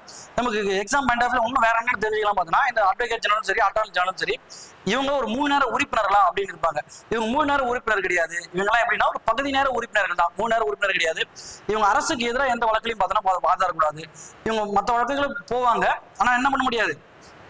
அரசுக்கு எதிரான எந்த வழக்குகளையும் பார்த்தோன்னா வந்து பங்கேற்க முடியாது. இவங்களோட சம்பளம் எல்லாமே பார்த்தோன்னா வந்து குடியரசுத் தலைவர் பார்த்தோன்னா வந்து அவங்க செக்மெண்ட்ல பார்த்துப்பாங்க. அந்த விதி அவங்க பார்த்துக்கிற விதியா இருக்கும். ரைட். அதுக்கப்புறம் பார்த்தோன்னா வந்து விதி, அடுத்த கேள்வி விதி ரைட் நோட்டா அப்படின்னு சொல்லிட்டு 27வது கேள்வி பார்க்குறோம். நோட்டா அப்படின்றது என்னது? நன் ஆஃப் த அபோ அப்படின்றதா இருக்கும். ஏன்னா எனக்கு யாருக்குமே வந்து ஓட்டு போடுறதுக்கு விருப்பமே இல்லை ஐயா அப்படிதான் சொல்லிட்டு நமக்கு இந்திய அரசியலமைப்பு நம்ம ஃபர்ஸ்ட் தேர்தல் வைக்கும் போது எப்படி இருந்துச்சுன்னா 49O நமக்கு ஒரு படம் கூட வந்திருக்கும். ஒரே பெருசா போயிட்டு இருக்கோம். இந்த 49O பயன்படுத்தணும். ஒரு சீட் நம்ம ஸ்லிப் எழுதி நம்ம கொடுத்துட்டோம்னா என்னது, நான் யாருக்குமே வாக்களிக்க விரும்பல அப்படின்னு சொல்லிட்டு இருக்கோம். இந்த முறையை பார்த்தோன்னா வந்து நோட்டா அப்படின்ற ஒரு முறை, மேற்கண்டவர் யாரும் இல்லை, நன் ஆஃப் த அபோன்னு சொல்லிட்டு வந்திருக்கோம். இது வந்து எப்போ வந்துச்சுன்னா 2014. இது வந்து இந்தியா வந்து எப்போ வந்து பார்த்தீங்கன்னா நடைமுறைக்கு எத்தாச்சு? இந்தியா வந்து நோட்டா பயன்படுத்திய இந்தியா வந்து எத்தனாவது நாடு அப்படின்னு கேட்டா 2014. அதுல ஒரு 14 அப்படியே எடுத்துக்க, 14வது நாடு. சரி, இதுல உங்களுக்கு ஒரு கொஸ்டின். நோட்டாவை அறிமுகப்படுத்திய முதல் மாநிலம் எது? நோட்டாவை அறிமுகப்படுத்திய முதல் மாநிலம். நீங்க அதுக்கான பதில் நீங்க பார்த்தீங்கன்னா கமெண்ட் செக்ஷன்ல வந்து போட்டுருங்க. அடுத்தது 28வது கேள்வி. இந்தியாவில் எத்தனை ஆண்டுகளுக்கு பின்னர் அனைத்து தேர்ந்தெடுக்கப்பட்ட அப்படின்னாலே முடிஞ்சிச்சு. தேர்ந்தெடுக்கப்பட்டா யாரெல்லாம் நம்ம தேர்ந்தெடுக்கணும்? எம்எல்ஏவை தேர்ந்தெடுக்கணும், எம்பிக்களை தேர்ந்தெடுக்கணும். இவங்க 2 பேரோட பதவி காலம் எத்தனை வருஷம் இருக்குன்னா 5 ஆண்டுகள் தான். எம்பியும் சரி எம்எல்ஏ இவங்களோட பதவி காலம் 5 ஆண்டுகள் தான். தேர்ந்தெடுக்கப்பட்ட அப்படின்னா முடிச்சு. நமக்கு தேர்தல் ஆணையர்னு சொல்லிட்டு ஒருத்தருக்காரு. தேர்தல் ஆணையரோட பதவி காலம் எத்தனை வருஷம் இருக்குன்னா 6 வருஷம் இருக்கும். அதை கொஞ்சம் பார்த்து பண்ணிக்கணும். தேர்தல் ஆணையர்னா 6 வருஷம், எம்எல்ஏ எம்பி நம்ம தேர்ந்தெடுக்கப்பட்ட அப்படின்னாலே நம்ம யாரெல்லாம் தேர்ந்தெடுக்கிறோம்? நம்ம தேர்தல் இந்தியாவில் பொறுத்த வரைக்கும் 2 வகையான தேர்தல் தான் இருக்கு. நேரடி தேர்தல், மறைமுக தேர்தல். நேரடி தேர்தல்னா நேரடியா மக்களை போய் வாக்கு விடுறோம், அது வந்து நேரடி தேர்தல். மறைமுக தேர்தல்னா நம்ம தேர்ந்தெடுக்கப்பட்ட மக்களால் தேர்ந்தெடுக்கப்பட்ட பிரதிநிதிகள் வந்து வாக்கு செலுத்தி வந்து பிரதிநிதிகள் தேர்ந்தெடுக்காங்க பார்த்தீங்களா? அது வந்து என்னது? மறைமுக தேர்தலா வந்திருக்கும். ரைட். நம்ம அடுத்த கொஸ்டின் பார்க்கிறோம். அடுத்த கேள்வி 29. ரைட். இதுக்கு பார்த்தோன்னா இந்த கொஸ்டின் பார்த்தோன்னா இப்போ வரக்கூடிய குரூப் 4க்கு பார்த்தோன்னா வந்து எதிர்பார்க்கக்கூடிய கேள்வி எல்லாம் இருக்கும். ஏன்னா சார்னா தொகுதி வரையறை செய்யும் சட்டங்கள் அப்படின்னு சொல்லிட்டு இருக்கும். தொகுதி வரையறைனா என்னது? இப்போ நமக்கு ஹாட் டாபிக்கா போயிட்டு இருக்கு. ஒரு நாடு ஒரு தேர்தல் அப்படின்ற ஒரு செக்மெண்ட் பார்த்தோன்னா போயிட்டே இருக்கு. என்னையா இதுல ஒரே பிரச்சனையா போயிட்டு இருக்கு அப்படின்னா, இப்போ நமக்கு இதுல இருந்து நமக்கு இப்போ கரண்ட் அஃபேர்ஸ் பேஸ்ல கொஸ்டின் கேட்கணும்னா, ஒரு நாடு ஒரு தேர்தல் அமைக்கப்பட்ட குழுக்கான தலைவர் யாரு அப்படின்னு சொன்னா முன்னாள் குடியரசுத் தலைவர் ராம்நாத் கோவிந்தா. சரி, அவர் என்ன சொல்லியிருக்காரு? ராம்நாத் கோவிந்த் என்ன சொன்னாரு? 2029 எலெக்ஷன்ஸ்ல என்ன பண்ணலாம்? ஒரு நாடு ஒரு தேர்தலுக்கான சாத்தியக்கூறு இருக்கும் அப்படின்னு சொல்லிட்டு அவர் வந்து அவர் போட்ட கமிட்ல அறிக்கை வந்து சொல்லிட்டு போயிட்டேன்டாரு. ஆனா அதுல தொடர்ந்து இன்னொரு பல குழுக்கள்லாம் வச்சாங்க. அவங்க என்ன சொல்றாங்க? எப்பதான் நமக்கு சாத்தியக்கூறா இருக்கும் அப்படின்னு சொன்னா 2034 தான் என்னவா? 2034 தான் அந்த சாத்தியக்கூறே வந்து இருக்கும். அது வரைக்கும் நமக்கு சாத்தியக்கூறு கிடையாது அப்படின்னு சொல்றாங்க. சரிங்க சார், இதுனா தொகுதி வரையறை செய்யும் சட்டம் அப்படின்னா தொகுதி வந்து பார்த்தோன்னா வரையறை. உதாரணத்துக்கு நமக்கு இந்திய அரசியலமைப்பு உருவாக்கப்படும் போது என்ன சொன்னாங்க? 10 லட்சம் பிரதிநிதிகளுக்கு ஒரு நபரை பார்த்தோன்னா வந்து தேர்ந்தெடுக்கிற விஷயம் தான் சொல்லியிருப்பாங்க. அப்ப நமக்கு தொகுதி எல்லாம் எப்படி பிரிக்கிறாங்க? மக்கள் தொகையின் அடிப்படையில் தான் பார்த்தோன்னா தொகுதியை வந்து பிரிச்சுட்டு வராங்க. மக்கள் தொகுதி ஆண்டுக்கு நம்ம 10 வருஷத்துக்கு ஒரு முறை என்ன பண்றோம்? மக்கள் தொகை பார்த்தோன்னா இன்க்ரீஸ் ஆகிட்டே இருக்கு. அப்ப இன்க்ரீஸ் ஆகிட்டுனா நமக்கு என்னது? ஒவ்வொரு பிரதிநிதிகளும் நமக்கு நிறைய விஷயங்களை கொண்டு போய் சேர்க்கணும். அப்படின்போது தொகுதி வரையறை செய்யும் சட்டம் ஃபர்ஸ்ட் முதல் தேர்தல் 1952 நடக்குது. அந்த 1952 தேர்தலில் ஃபர்ஸ்ட் என்ன பண்ணிட்டாங்க? ஓகே, மக்கள் தொகை அடிப்படையில் சீட் அதிபடி கொடுத்தாங்க. 2வது வரையறை ஆணைய சட்டம் 1963 கரெக்டானா 1963 கரெக்டா நடந்துச்சு. அடுத்தது 3வது வரையறை ஆணை சட்டம் 1974 கிடையாது, 1973 3வது வரையறை ஆணை சட்டம். அப்ப தவறானது பார்த்தோன்னா அந்த 3வது தான் 1973. ஏன்னா நமக்கு 1974 போர்லாம் நிறைய நடந்திருக்கும். போர் நடந்துவிட்டுனா என்ன ஆச்சுன்னா அடுத்த செக்மெண்ட் நம்ம 83ல திருப்பி அடுத்த வரையறை ஆணை சட்டம் வந்து கொண்டாந்துடணும். அதுக்குள்ள என்ன பண்ணிட்டாங்க, மக்கள் தொகையெல்லாம் திருப்பி போர்லாம் மக்கள் செத்துட்டாங்க, பசி பட்டினு பஞ்சம்லாம் அந்த டைம்ல நிறைய ஏற்பட்டிருக்கும். அதனால மக்கள் போலவே செத்துட்டாங்க. அப்ப செத்து நல்லா ஆச்சு. இப்போ உடனே வந்து சீட்டை வந்து கொடுத்த சீட்டு நான் உங்ககிட்ட வாங்கிட்டுனா கஷ்டமா இருக்கு. அப்ப என்ன பண்ணிட்டாங்கன்னா சிம்பிளா சொல்லிட்டாங்க, 2001 வரைக்கும் என்ன பண்ணக்கூடாது, தொகுதி மறுவரையே நம்ம கிடையாது அப்படின்னு சொல்லிட்டு இந்த 3வது வரையறை சட்டத்துல பார்த்தா சொல்லி விட்டுருப்பாங்க. அதுக்கப்புறம் 4வது வரையறை சட்டம் அப்படின்னு சொல்லிட்டு ஒரு சட்டம் வருது, 2002ல போடுறாங்க. அப்ப திருப்பி என்ன மாற்ற முடியுமா அப்படின்னு சொல்லிட்டு பார்த்தோன்னா சீட் வந்து மாத்தல. அதான் சொன்னாங்க 84வது சட்ட திருத்தம் 2002 படி என்ன பண்ணாங்க, 2026 வரைக்கும் தொகுதி மறுவரையறை என்ன கிடையாது, கிடையவே கிடையாது. தொகுதி மறுவரையன்றது நான் எதுவுமே பண்ண போறது இல்லை. என்ன பண்ண போறாங்க, இந்த தொகுதி வரையறை 2021 எடுக்கக்கூடிய மக்கள் தொகை கணக்கெடுப்பின் அடிப்படையில நான் என்ன பண்றோம், தொகுதி வந்து மறுவரையறை செய்யறோம் அப்படின்னு சொல்லிட்டு சொல்லியிருப்பாங்க.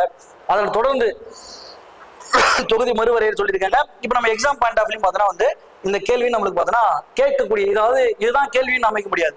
ஆனா எந்த கேள்வி வரும்ன்றத இப்ப நம்ம பார்த்த செக்மெண்ட்ல இருந்து நம்ம ஃபுல்லா எடுத்துக்கிற மாதிரி இருக்கும். அடுத்தது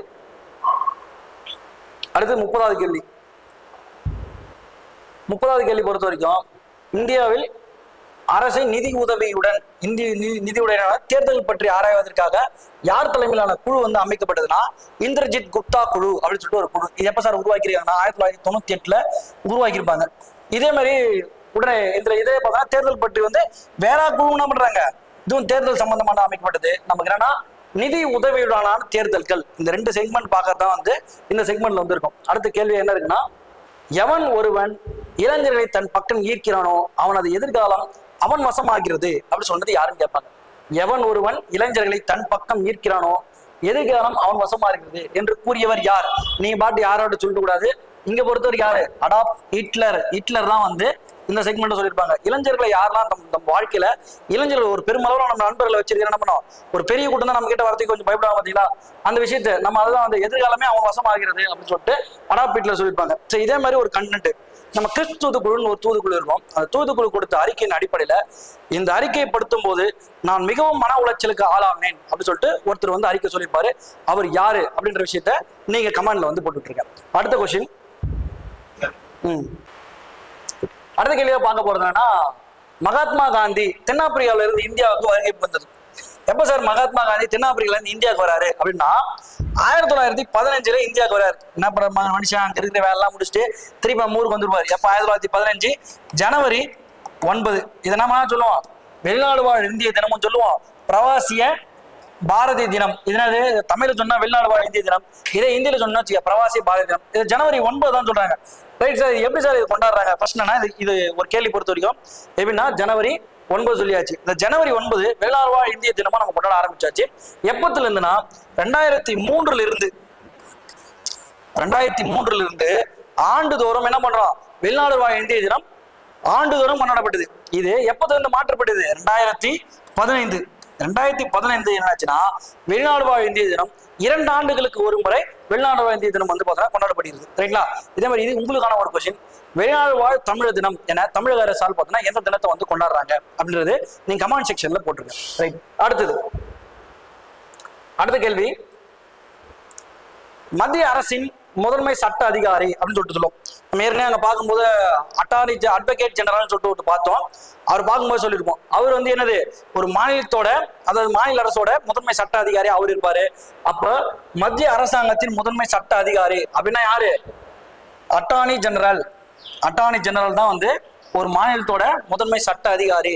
இவரை பற்றி குறிப்பிடக்கூடிய ஆர்டிகல் என்னவா இருக்குன்னா ஆர்டிகல் 76. யாரை பத்தி சொல்லுது, அட்டார்னி ஜெனரல் பத்தி வந்து பார்த்தோன்னா சொல்லுது. ரைட், அடுத்த கேள்வி 34வது கேள்வி.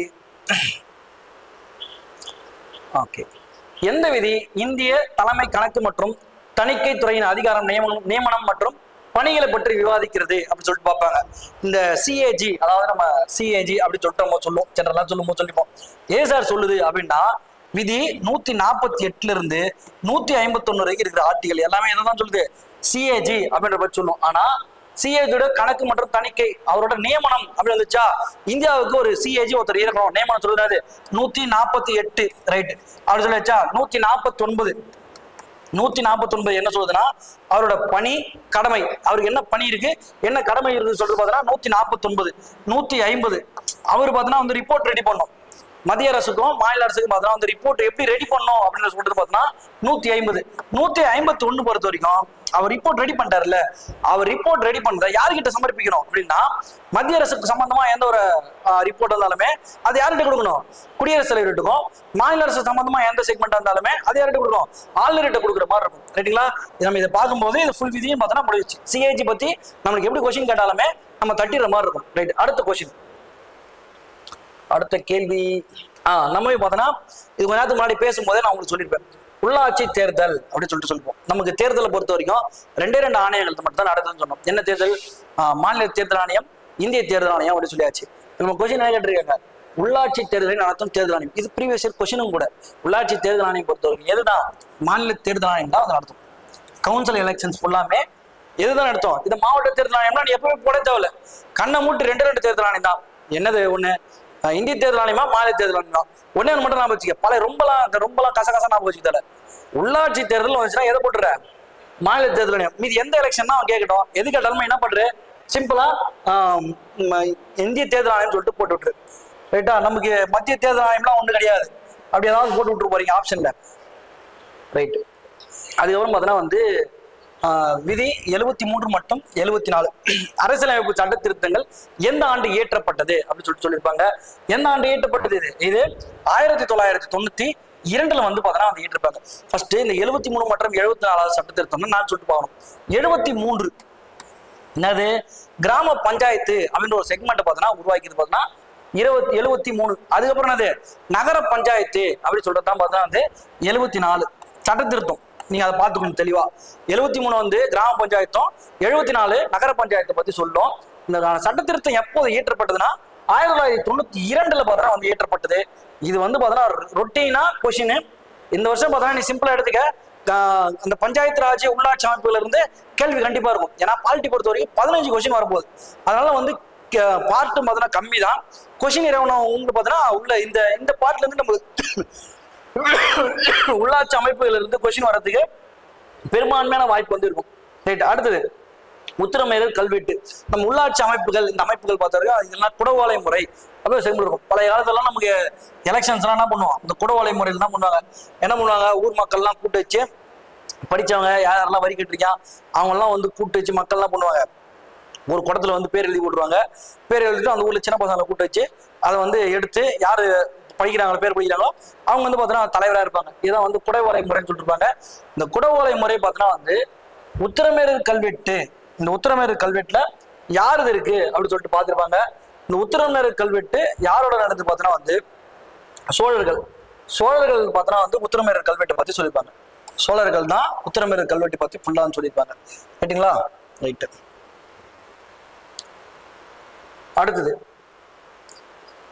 அடுத்த கேள்வியா பார்க்க போறது பார்த்தீங்கன்னா கிராம சபை கூட்டங்களுக்கு தலைமை தாங்குவார். ஃபர்ஸ்ட் நமக்கு கிராம சபை கூட்டம் அப்படின்னு ஒரு செக்மெண்ட் பார்ப்போம். இப்பதான் நம்ம கொஞ்ச நேரத்துக்கு முன்னாடி ஒரு கேள்வி பார்த்தோம், 73 மற்றும் 74 சட்ட திருத்தம் சொல்றோம்னு பார்த்தோமா. அது 73 பார்த்தோன்னா வந்து கிராம பஞ்சாயத்துகளை பத்தி சொல்லியாச்சா. அப்போ கிராம சபை கூட்டம், அந்த கிராம சபை கூட்டத்துக்கு தலைமை தாங்குவார் யார் அப்படின்னா ஊராட்சி மன்ற தலைவர் தான் வந்து எதுக்கு கிராம சபை கூட்டத்துக்கு தலைமை தாங்குவார். உங்களுக்கு ஒரு கொஸ்டின், கிராம சபை கூட்டம் ஆண்டுக்கு எத்தனை முறை நடைபெறும் அப்படின்றது உங்களுக்கு ஒன்று கொஸ்டின். அடுத்து இன்னொரு கொஸ்டினும் அப்படியே அதிலே இன்னொரு கொஸ்டின் எடுத்தீங்க. கிராம சபை கூட்டம் நடைபெறாத மாவட்டம், தமிழ்நாட்டில் ஒரு மாவட்டத்தில் வந்து கிராம சபை கூட்டமே நடைபெறாது, அந்த மாவட்டம் எதுன்னு நீங்க சொல்லிங்க. சரி, அடுத்தது இந்த கிராம சபை கூட்டம் இருக்குல்ல, இந்த கிராம சபை கூட்டம் எத்தனை மணிக்கு சார் நடைபெறும் அப்படின்னா கிராம சபை கூட்டம் எத்தனை மணி நடக்கும், காலை 11 மணி. காலை 11 மணிக்கு தான் என்ன நடக்குது, கிராம சபை கூட்டம்ன்றதே பார்த்தோன்னா நடக்கும். இந்த மாவட்ட ஆட்சித்தலைவர் இவருக்கு ஏன் சார் இங்க இருக்காரு அப்படின்னு பார்த்தோன்னா, மாவட்ட ஆட்சித்தலைவர் தான் ஒரு ஊராட்சியோட ஆய்வாளர். ஊராட்சியில கணக்கு வழக்குலாம் எப்படி பண்றாங்க, ஏது பண்றாங்க அப்படின்னு விஷயம் முழுசா சொல்றது யாருன்னா இந்த யாரு மாவட்ட ஆட்சித்தலைவர் தான் வந்து அதுக்கான செக்மெண்ட்டுக்கு வந்து இருப்பார். அடுத்து யாரை பார்க்குறோன்னா 39வது கேள்வி பண்ணிட்டோம். அதுக்குள்ள ரைட். 39 பார்க்கும்போது பகுதி 9 மற்றும் 9A. ஃபர்ஸ்ட் நமக்கு 9 என்ன சொல்லுது, பஞ்சாயத்து ராஜ் பத்தி சொல்லும். 9A நகர பஞ்சாயத்தை பத்தி சொல்லுது.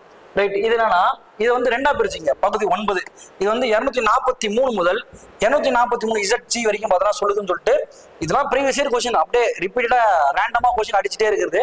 243 இருந்து 243 ZG வரைக்கும் வருது. இப்போ 243 இருந்து 243O இது வரைக்கும் தான் ஏது சொல்லுது, 9 சொல்லுது. இப்போ 9A தான் என்ன சொல்லுது, 243 Pல இருந்து 243 ZG வரைக்கும் பார்த்தா ஏது சொல்லுது, நகர பஞ்சாயத்து பத்தி சொல்லுது. இன்னும் நம்மளுக்கு என்ன சிம்பிளா கேட்டா, நகரத்துல எத்தனை கடமை இருக்கு, கிராமத்துல எத்தனை கடமை இருக்கு அப்படின்னு சொல்லிட்டு கேட்பாங்க. நகரத்துல 18 கடமையும், கிராமத்துல 29 கடமைகள் பார்த்தா வந்து இருக்கும். இது வந்து பார்த்தோன்னா ப்ரீவியஸ் இயர் கொஸ்டின் ரொட்டீனா பார்த்தோன்னா கிராம சபை இடத்துல இதெல்லாம் ரேண்டமா எடுத்து கொஸ்டின் கேட்கறது. அதனால இதை நம்ம பார்த்துக்கணும். நம்ம விதிகள் பார்த்தோன்னா கேட்டாச்சு. ஒரு கிராம சபை ஒன்று நடக்கணும்னா அதுக்கான ஆர்டிகல் என்னன்னா 243. கிராம சபை ஒன்று நடக்கணும் அப்படின்னு சொல்லிட்டு பார்த்தோன்னா 243 அதன் அடிப்பில் அப்படியே வந்துட்டே இருக்கும். 243D அப்படி சொல்லுவோம். கிராம சபையில பார்த்தா பண்றோம், இடஒதுக்கீடு, மகளிருக்கு வந்து இடஒதுக்கீடு வந்து கொடுக்குறோம்னு சொல்லிட்டு சொல்லியிருப்பாங்க. தமிழ்நாட்டுல மகளிருக்கு பார்த்தோன்னா வந்து 50% இடஒதுக்கீடு எப்பத்துல இருந்து பார்த்தோன்னா கிராம சபையில வந்து கொடுக்க ஆரம்பிச்சாங்க. அதாவது உள்ளாட்சி அமைப்புகள்ல 50% இடஒதுக்கீடு எப்ப கொடுக்க ஆரம்பிச்சாங்கன்றத கமெண்ட் செக்ஷன்ல போடுங்க. ரைட். அடுத்த கேள்வி, இந்திய பாராளுமன்றத்தின் எந்த அவை ஃபர்ஸ்ட் அகில இந்திய பணிகளை உருவாக்கலாம் ஃபர்ஸ்ட் அப்படின்னு ஒரு கொஸ்டின் பண்ண வச்சுங்க. அகில இந்திய பணிகளை யார் தான் உருவாக்கணும் அப்படின்னு பார்த்தோன்னா அகில இந்திய பணிகளை இந்திய பாராளுமன்றம் தான் உருவாக்க முடியும். ஃபர்ஸ்ட் இது ரெண்டு கேள்வியே பிரிச்சுக்கலாம். அகில இந்திய பணிகளை யார் தான் உருவாக்குறோம்னா நமக்கு பாராளுமன்றம் தான் உருவாக்கும். இந்த பாராளுமன்றத்துல யார் உருவாக்குறாங்க அப்படின்னு பார்த்தோன்னா ராஜ்யசபா. ராஜ்யசபானா மேலவை. இந்த மேலவை உறுப்பினர்கள் மட்டும்தான் வந்து என்ன உருவாக்க முடியும், இந்திய அகில இந்திய சபைகள் நம்ம அகில இந்திய பணிகள் பார்த்தோன்னா வந்து உருவாக்க முடியும். இந்த அகில இந்திய பணிகள் பார்த்தோன்னா வந்து பகுதி 14 வந்து இருக்கு. இந்த பகுதி 14 308 இருந்து 323 வரைக்கும் பார்த்தோன்னா எதாவது வருது, இந்த அகில இந்திய பணிகள் பத்தி பார்த்தோன்னா வரும். இந்த அகில இந்திய பணிகள் பொறுத்த வரைக்கும் 312 இதுல இருந்து பார்த்தோன்னா ஸ்டார்ட் ஆகும். இந்த 312 அகில இந்திய பணிகள் அப்படின்ற ஒரு செக்மெண்ட் வந்து ஸ்டார்ட் பண்ணி கொடுத்துருக்கோம். ரைட். அடுத்த கேள்வியா பாக்குறது அகில இந்திய பணிகள். அகில இந்திய பணிகள் நம்ம டிஎன்பிஎஸ்லாம் எதுல வருதுன்னா இந்த செக்மெண்ட் கீழே இருந்தா அப்படியே பார்த்தோன்னா வருது. அடுத்த கேள்வி 41. ரைட். ராஜமன்னார் குழு அப்படின்னு ஒரு குழு இருக்கு. இந்த ராஜமன்னார் குழு எப்ப அமைக்கப்பட்டதுன்னா 1969 ராஜமன்னார் குழு அமைச்சிருப்பாங்க. இது 1971 என்ன பண்ணிருக்கான், அறிக்கையை வந்து பார்த்தீங்கன்னா சமர்ப்பிச்சிருக்காங்க இந்த செக்மெண்ட்ல. சரி சார், இந்த ராஜமன்னார் குழு யார் சார் உருவாக்குனது அப்படின்னு சொல்லிட்டு பார்த்தீங்கன்னா இந்த ராஜமன்னார் குழு வந்து யார் போட்டதா, தமிழக அரசு தான் பார்த்தீங்கன்னா போட்டிருக்கும். அந்த டைம்ல பார்த்தீங்கன்னா மத்திய அரசு மாநில அரசு ரெண்டு பேரும் பார்த்தீங்கன்னா பயங்கரமா கிளாஸ் நடக்கும். அப்படின்னா அந்த உறவுகள் அந்த எப்படிலாம் நமக்குள்ள உறவு இருக்கு ஆராயத்துக்காக பார்த்தீங்கன்னா அமைக்கப்பட்டிருக்கும். அந்த கமிட்டி இந்த ராஜமன்னார் குழு என்ன பண்ணணும்னா ஒரு பரிந்துரைகள்லாம் பார்த்தா எதான் இருக்கும். ஏன்னா நம்ம இந்த ஐஏஎஸ் ஐபிஎஸ் இதெல்லாம் பார்த்தோன்னா ஒழிக்கப்பட்டணும். ஏன் இந்த ஐஏஎஸ் ஐபிஎஸ் எல்லாம் ஒழிக்கணும்னா இந்த ஐஏஎஸ் ஐபிஎஸ்க்கு நம்ம தான் சம்பளம் கொடுத்தாலும் மாநில அரசு தான் சம்பளம் கொடுத்தாலுமே அவங்க யார் சொல்றதான் கேட்டு நடப்பாங்க, மத்திய அரசு சொல்றதான் கேட்டு நடப்பாங்க. அதனால இந்த பணிகள்லாம் ஒழிச்சிடணும். அது மட்டும் இல்லாம ஐஏஎஸ் மற்றும் ஐபிஎஸ் ஆகியவை மாநில அளவிலான அமைச்சரவை பொறுப்புணர்வு மற்றும் கூட்டாட்சி கொள்கைகளை மீறுவதாக இருக்கு. ஆமா, கூட்டாட்சி கொள்கையை மீறுவதாக இருக்குன்னா இருக்குதான் நமக்கு ஈஸியா போட்டுக்கலாம். ஆனா இந்த கொஸ்டின் நமக்கு இப்படி கேட்பாங்களா, ஏற்கனவே பார்த்தோன்னா வந்து குரூப் 4 போன வருஷம் பார்த்தா என்ன பண்ணி விட்டாங்க, இந்த ஆளுநர் தொடர்பான ஒரு கொஸ்டினை கேட்டு சர்ச்சைக்கு உள்ள ஆயிட்டாங்க. அதனால இந்த மாதிரி கொஸ்டின் கூட்டாட்சி தொடர்பாக பார்த்தோன்னா வந்து அழுத்தும் போது கொஞ்சம், ஆனா இந்த விஷயத்த நீங்க தெரிஞ்சு வச்சுக்கணும். ஐஏஎஸ் ஐபிஎஸ் எப்போ ஒழிக்கிறதுக்கு பரிந்துரை செய்யுதுன்னு பார்த்தோன்னா வந்து ராஜமன்னார் குழு பார்த்தோன்னா வந்து ஒழிக்கிறதுக்கு ராஜமன்னார் குழு எந்த வருஷம் போட்டாங்கன்னா 1969 போட்டு 1971 அறிக்கை வந்து பார்த்தோன்னா வந்து கொடுத்துருக்காங்க. அடுத்த கேள்வி நான் பார்க்க போறது இப்போ வந்து விதி. ஒரு மாநிலத்தில் வந்து பார்த்தோன்னா குடியரசுத் தலைவர் ஆட்சி. இப்போ வந்து நம்ம குடியரசுத் தலைவர் ஆட்சின்றது வந்து நெருக்கடி நிலைகள் அப்படின்னு சொல்லிட்டு சொல்லியிருப்பாங்க. சார் நம்ம நெருக்கடி நிலைகள் என்ன சார் இருக்குன்னு பார்த்தோம்னா ஒரு 3 வகையான நெருக்கடி நிலைகள் தான் இருக்கு. என்ன இருக்கா, மாநில நெருக்கடி, தேசிய நெருக்கடி, மாநில நெருக்கடி, நிதி நெருக்கடி அப்படின்னு சொல்லிட்டு ஒரு 3 நெருக்கடி இருக்கு. இப்போ நம்ம தேசிய நெருக்கடி அதாவது வெளிநாட்டு கலவரங்கள், அது வார்த்தைகள் மட்டும் தெளிவாக புரிஞ்சுக்கணும். வெளிநாட்டு கலவரங்கள் மற்றும் வெளிநாட்டு கலவரங்கள், போர் இந்த மாதிரி நடக்கும்போது எந்த விதியை பயன்படுத்தினா விதி 352 பயன்படுத்துவாங்க. உள்நாட்டு கலவரம், போர் இது மாதிரினா வந்து மாநில நெருக்கடி 356 வந்து பயன்படுத்தும். அது மட்டும் இல்லாம விதி வந்து 360 நிதி நெருக்கடி அப்படி சொல்லிட்டு இருக்கும். இன்னொரு ஆர்டிகல் வந்து இருக்கும், விதி 365 ஒரு ஆர்டிகல் இருக்கும். இந்த விதி 365 என்ன சொல்றதுன்னா, மத்திய அரசு சொல்றதை அல்லது மத்திய அரசு சொல்வதே அல்லது இந்திய அரசியலமைப்பு வந்து மீறுவதாக ஒரு மாநிலம் வந்து செயல்பட்டா அந்த மாநிலத்தில் என்ன கொண்டு வரலாம், ஆர்டிகல் 356 வந்து கொண்டு வரலாம் அப்படின்ற விஷயத்த பார்த்தா சொல்லியிருப்பாங்க. அப்போ ஒரு மாநிலத்தில் குடியரசுத் தலைவர் ஆட்சி அமல்படுத்த பயன்படுத்தப்படும் விதிகள் என்னது, விதி 356 + 365. அப்போ 1 மற்றும் 4 புரியுதுங்களா? விதி 356 பயன்படுத்தினா மாநிலத்துல நெருக்கடி வந்து கொண்டாடலாம். மாநிலத்தை நெருக்கடி கொண்டாடினா விதி 365 கொடுத்தோம்னா இது மாதிரி நாங்க மத்திய அரசு சொல்றதுமா கேட்கல, இந்திய அரசியலமைப்பு சட்டத்துக்கு மீறி செயல்படுறாங்க அப்படின்னும் போது இந்த ரெண்டு விதிகளும் எதுதான் இருக்கு, இந்த மாநிலத்துல குடியரசுத் தலைவர் ஆட்சியை வந்து அமல்படுத்துக்காக கொண்டு வரப்பட்டதா இருக்கும். அடுத்த கேள்வி பார்க்கும்போது ரைட், இந்திய தேர்தல் ஆணையத்தின் அமைப்பு மற்றும் அதிகாரத்தை சொல்றது பார்த்தோன்னா எதுனா விதி 324. விதி 324 பார்த்தோன்னா வந்து தேர்தல் ஆணையத்தின் அதிகாரம் மற்றும் பணியை வந்து சொல்லிடுச்சு. விதி 356 சொல்லுது நெருக்கடி நிலை பத்தி சொல்லணும். விதி 370 பார்த்தோன்னா வந்து ஜம்மு காஷ்மீர் சிறப்பு அந்தஸ்து பத்தி சொல்றத பார்த்தோன்னா வந்து விதி வந்து பார்த்தோன்னா 370 இருக்கும். அடுத்த கேள்வி நம்ம பார்க்கும்போது 73வது அரசியலமைப்பு சட்ட திருத்தம் நம்ம பார்த்தோன்னா இப்போ கொஞ்ச நேரத்துக்கு முன்னாடி பார்த்துருந்தோம். 73வது மற்றும் 74வது சட்ட திருத்தம் சொல்லி தொடர்ச்சியா பார்த்துருந்தோம். 73வது கிராம பஞ்சாயத்து மற்றும் 74 வந்து நகர பஞ்சாயத்துகளை பத்தி பார்த்து சொல்லிட்டோம். இது வந்து அரசியலமைப்பு சட்ட திருத்தம் பின்வருவதற்கு வழிவகை செய்கிறது. ஆமா, நாலா வழிவகை செய்கிறது. பஞ்சாயத்து அரசுல பார்த்தோன்னா வந்து 3 அடுக்கு பஞ்சாயத்து முறையை வந்து கொண்டாடுது. ரைட், 3 அடுக்கு பஞ்சாயத்து முறை. இந்த 3 அடுக்கு பஞ்சாயத்து முறை எந்த அடிப்படையில் கொடுத்தாங்க? பல்வஞ்சராய் ஜி மேத்தா அப்படின்னு சொல்லிட்டு ஒரு குழு 1955 பார்த்தோன்னா வந்துச்சு. இது என்ன பண்ணுச்சு? 3 அடுக்கு பஞ்சாயத்து முறை வந்து கொடுச்சு. அதுக்கப்புறம் அசோக் மேத்தா குழு அப்படின்னு சொல்லிட்டு 1977 போட்டாங்க. இது என்ன பண்ணுச்சு? 2 அடுக்கு பஞ்சாயத்து முறையை பார்த்தோன்னா வந்து கொடுச்சு. அதுக்கப்புறம் ஜிவிகே ராவ் குழு அப்படின்னு சொல்லிட்டு ஒரு குழு போட்டாங்க. 1985 வந்து ஜிவிகே ராவ் குழு வந்தாங்க. இந்த ஜிவிகே ராவ் குழு என்ன சொன்னாங்க? இந்த பஞ்சாயத்து ராஜ் அமைப்புகளை வேறற்ற குழுக்கள் அப்படின்னு சொல்லிட்டு பார்த்தோன்னா சொல்லிருப்பாங்க. அதுக்கப்புறம் இந்திரஜித் குப்தா குழு வந்து 1986 வந்து கொடுத்துருப்பாங்க. அப்போ மொத்தம் வந்து இந்த பஞ்சாயத்து ராஜ் அமைப்பு பொறுத்த வரைக்கும் ஒரு 4 குழுக்கள் பார்த்தோன்னா வந்து செக்மெண்ட் வந்து இருக்கும். அப்போ நமக்கு பஞ்சாயத்து ராஜ் வந்து 3 அடுக்கு முறை. இப்போ நம்ம எந்த முறையெல்லாம் பயன்படுத்துறோம்? 3 அடுக்கு முறையை தான் நம்ம பயன்படுத்துறோம். அப்போ இந்த 3 அடுக்கு முறையை வந்து யார் கொண்டாடுறாங்கன்னா பல்வந்தராய் ஜி மேத்தா குழு தான் கொண்டாடுறாங்க. இவங்க மகளிருக்கு தனி இட ஒதுக்கீடு கொடுத்துருக்காங்க. கொஞ்ச நேரத்துக்கு முன்னாடி சொன்னேன் 243 டி. இது வந்து பார்த்தோன்னா இது அப்படியே பழைய ப்ரீவியஸ் இயர்ல அப்படியே கொண்டு கொஸ்டின் கேட்டிருப்பாங்க. மகளிருக்கு தனி இட ஒதுக்கீடு கொஸ்டினாகவும் கேட்டிருக்கேன். அது நீங்க கமெண்ட் பாக்ஸ் வந்து போட்டுருங்க. 50% இட ஒதுக்கீடு பார்த்தோன்னா வந்து கொடுத்துருக்காங்க. அப்போ 243 டி மகளிருக்கு தனி இட ஒதுக்கீடு கொடுத்துருக்காங்க. அப்புறம் பஞ்சாயத்து ராஜுக்கான தேர்தல் நடத்தும் அதிகாரம் அரசாங்கத்திலிருந்து திரும்ப பெறப்பட்டுள்ளது. அப்படிதான் இருக்கா? பஞ்சாயத்து ராஜ் தேர்தலை வந்து நடத்தும் அதிகாரம் மத்திய அரசாங்கத்திலிருந்து பெறப்பட்டது. ரைட், மாநில அரசாங்கம் பஞ்சாயத்திற்கு நிதி வழங்கும் உரிமை பறிக்கப்பட்டது. இதுல பார்த்தோன்னா எது சரியானது அப்படின்னா 1, 2 மற்றும் 3 பார்த்தோன்னா வந்து சரியானதா இருக்கும். அடுத்தது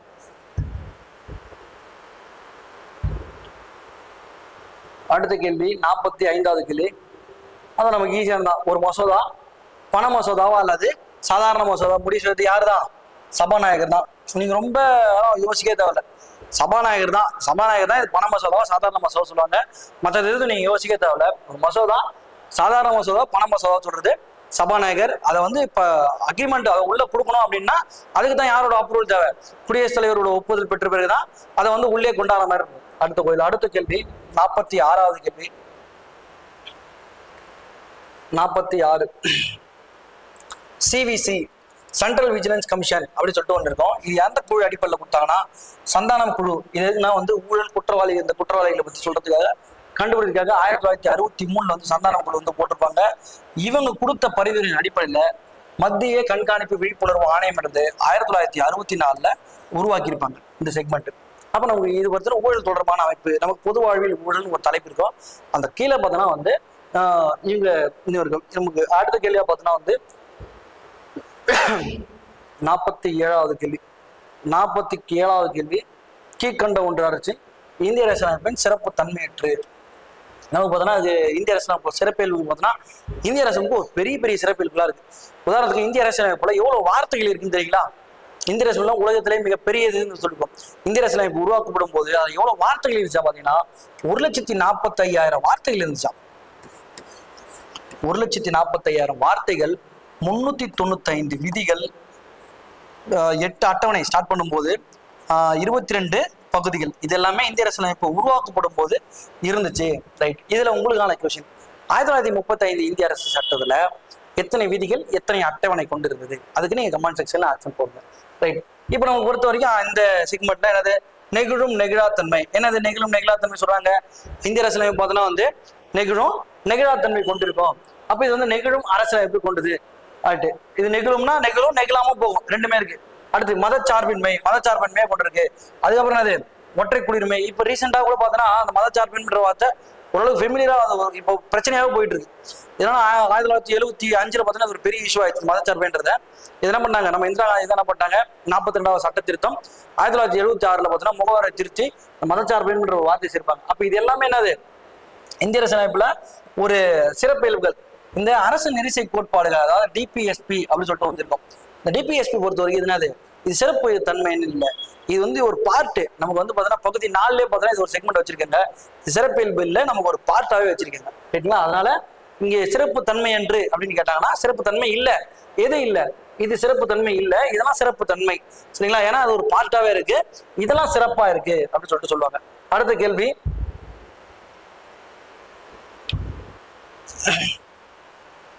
இந்திய அரசியலமைப்பின் எந்த பிரிவு கிராம பஞ்சாயத்துகளை பார்த்தோன்னா வந்து அமைச்சகத்துக்கு வழிவகை செய்கிறது அப்படின்னு சொல்லிட்டு சொல்லுவாங்க.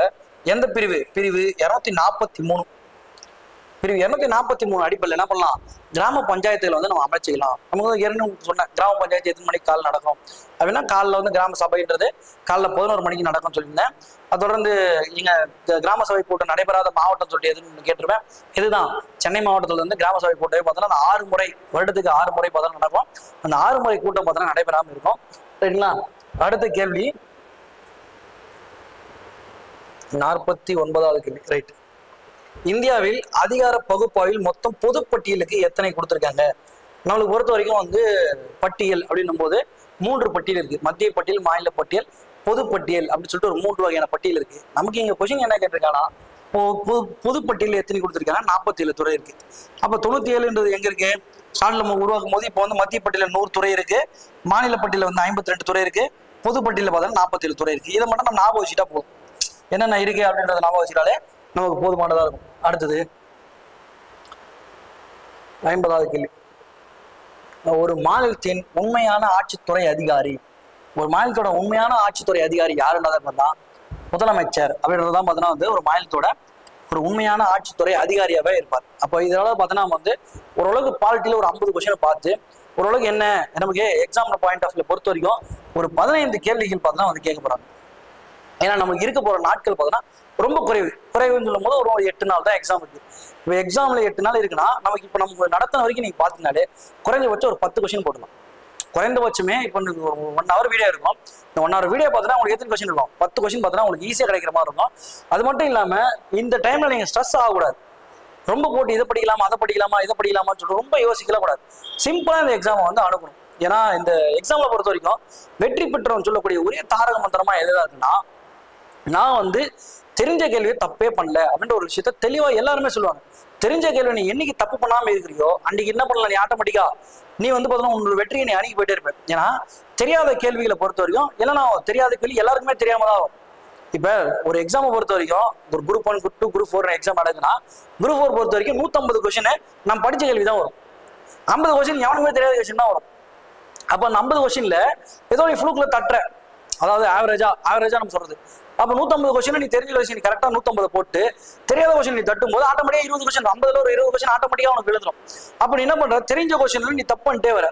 நீ தப்பு தெரியாத கொஸ்டின் எத்தனை தான் போட்டாலுமே இப்ப தெரிஞ்ச கொஸ்டின்ல 150 கொஸ்டின்ல 120 கொஸ்டின் போட்டு தெரியாத கொஸ்டின் 50 கொஸ்டின்ல 40 கொஸ்டின் போட்டா மட்டும் உனக்கு வேலை கிடைக்க போதா?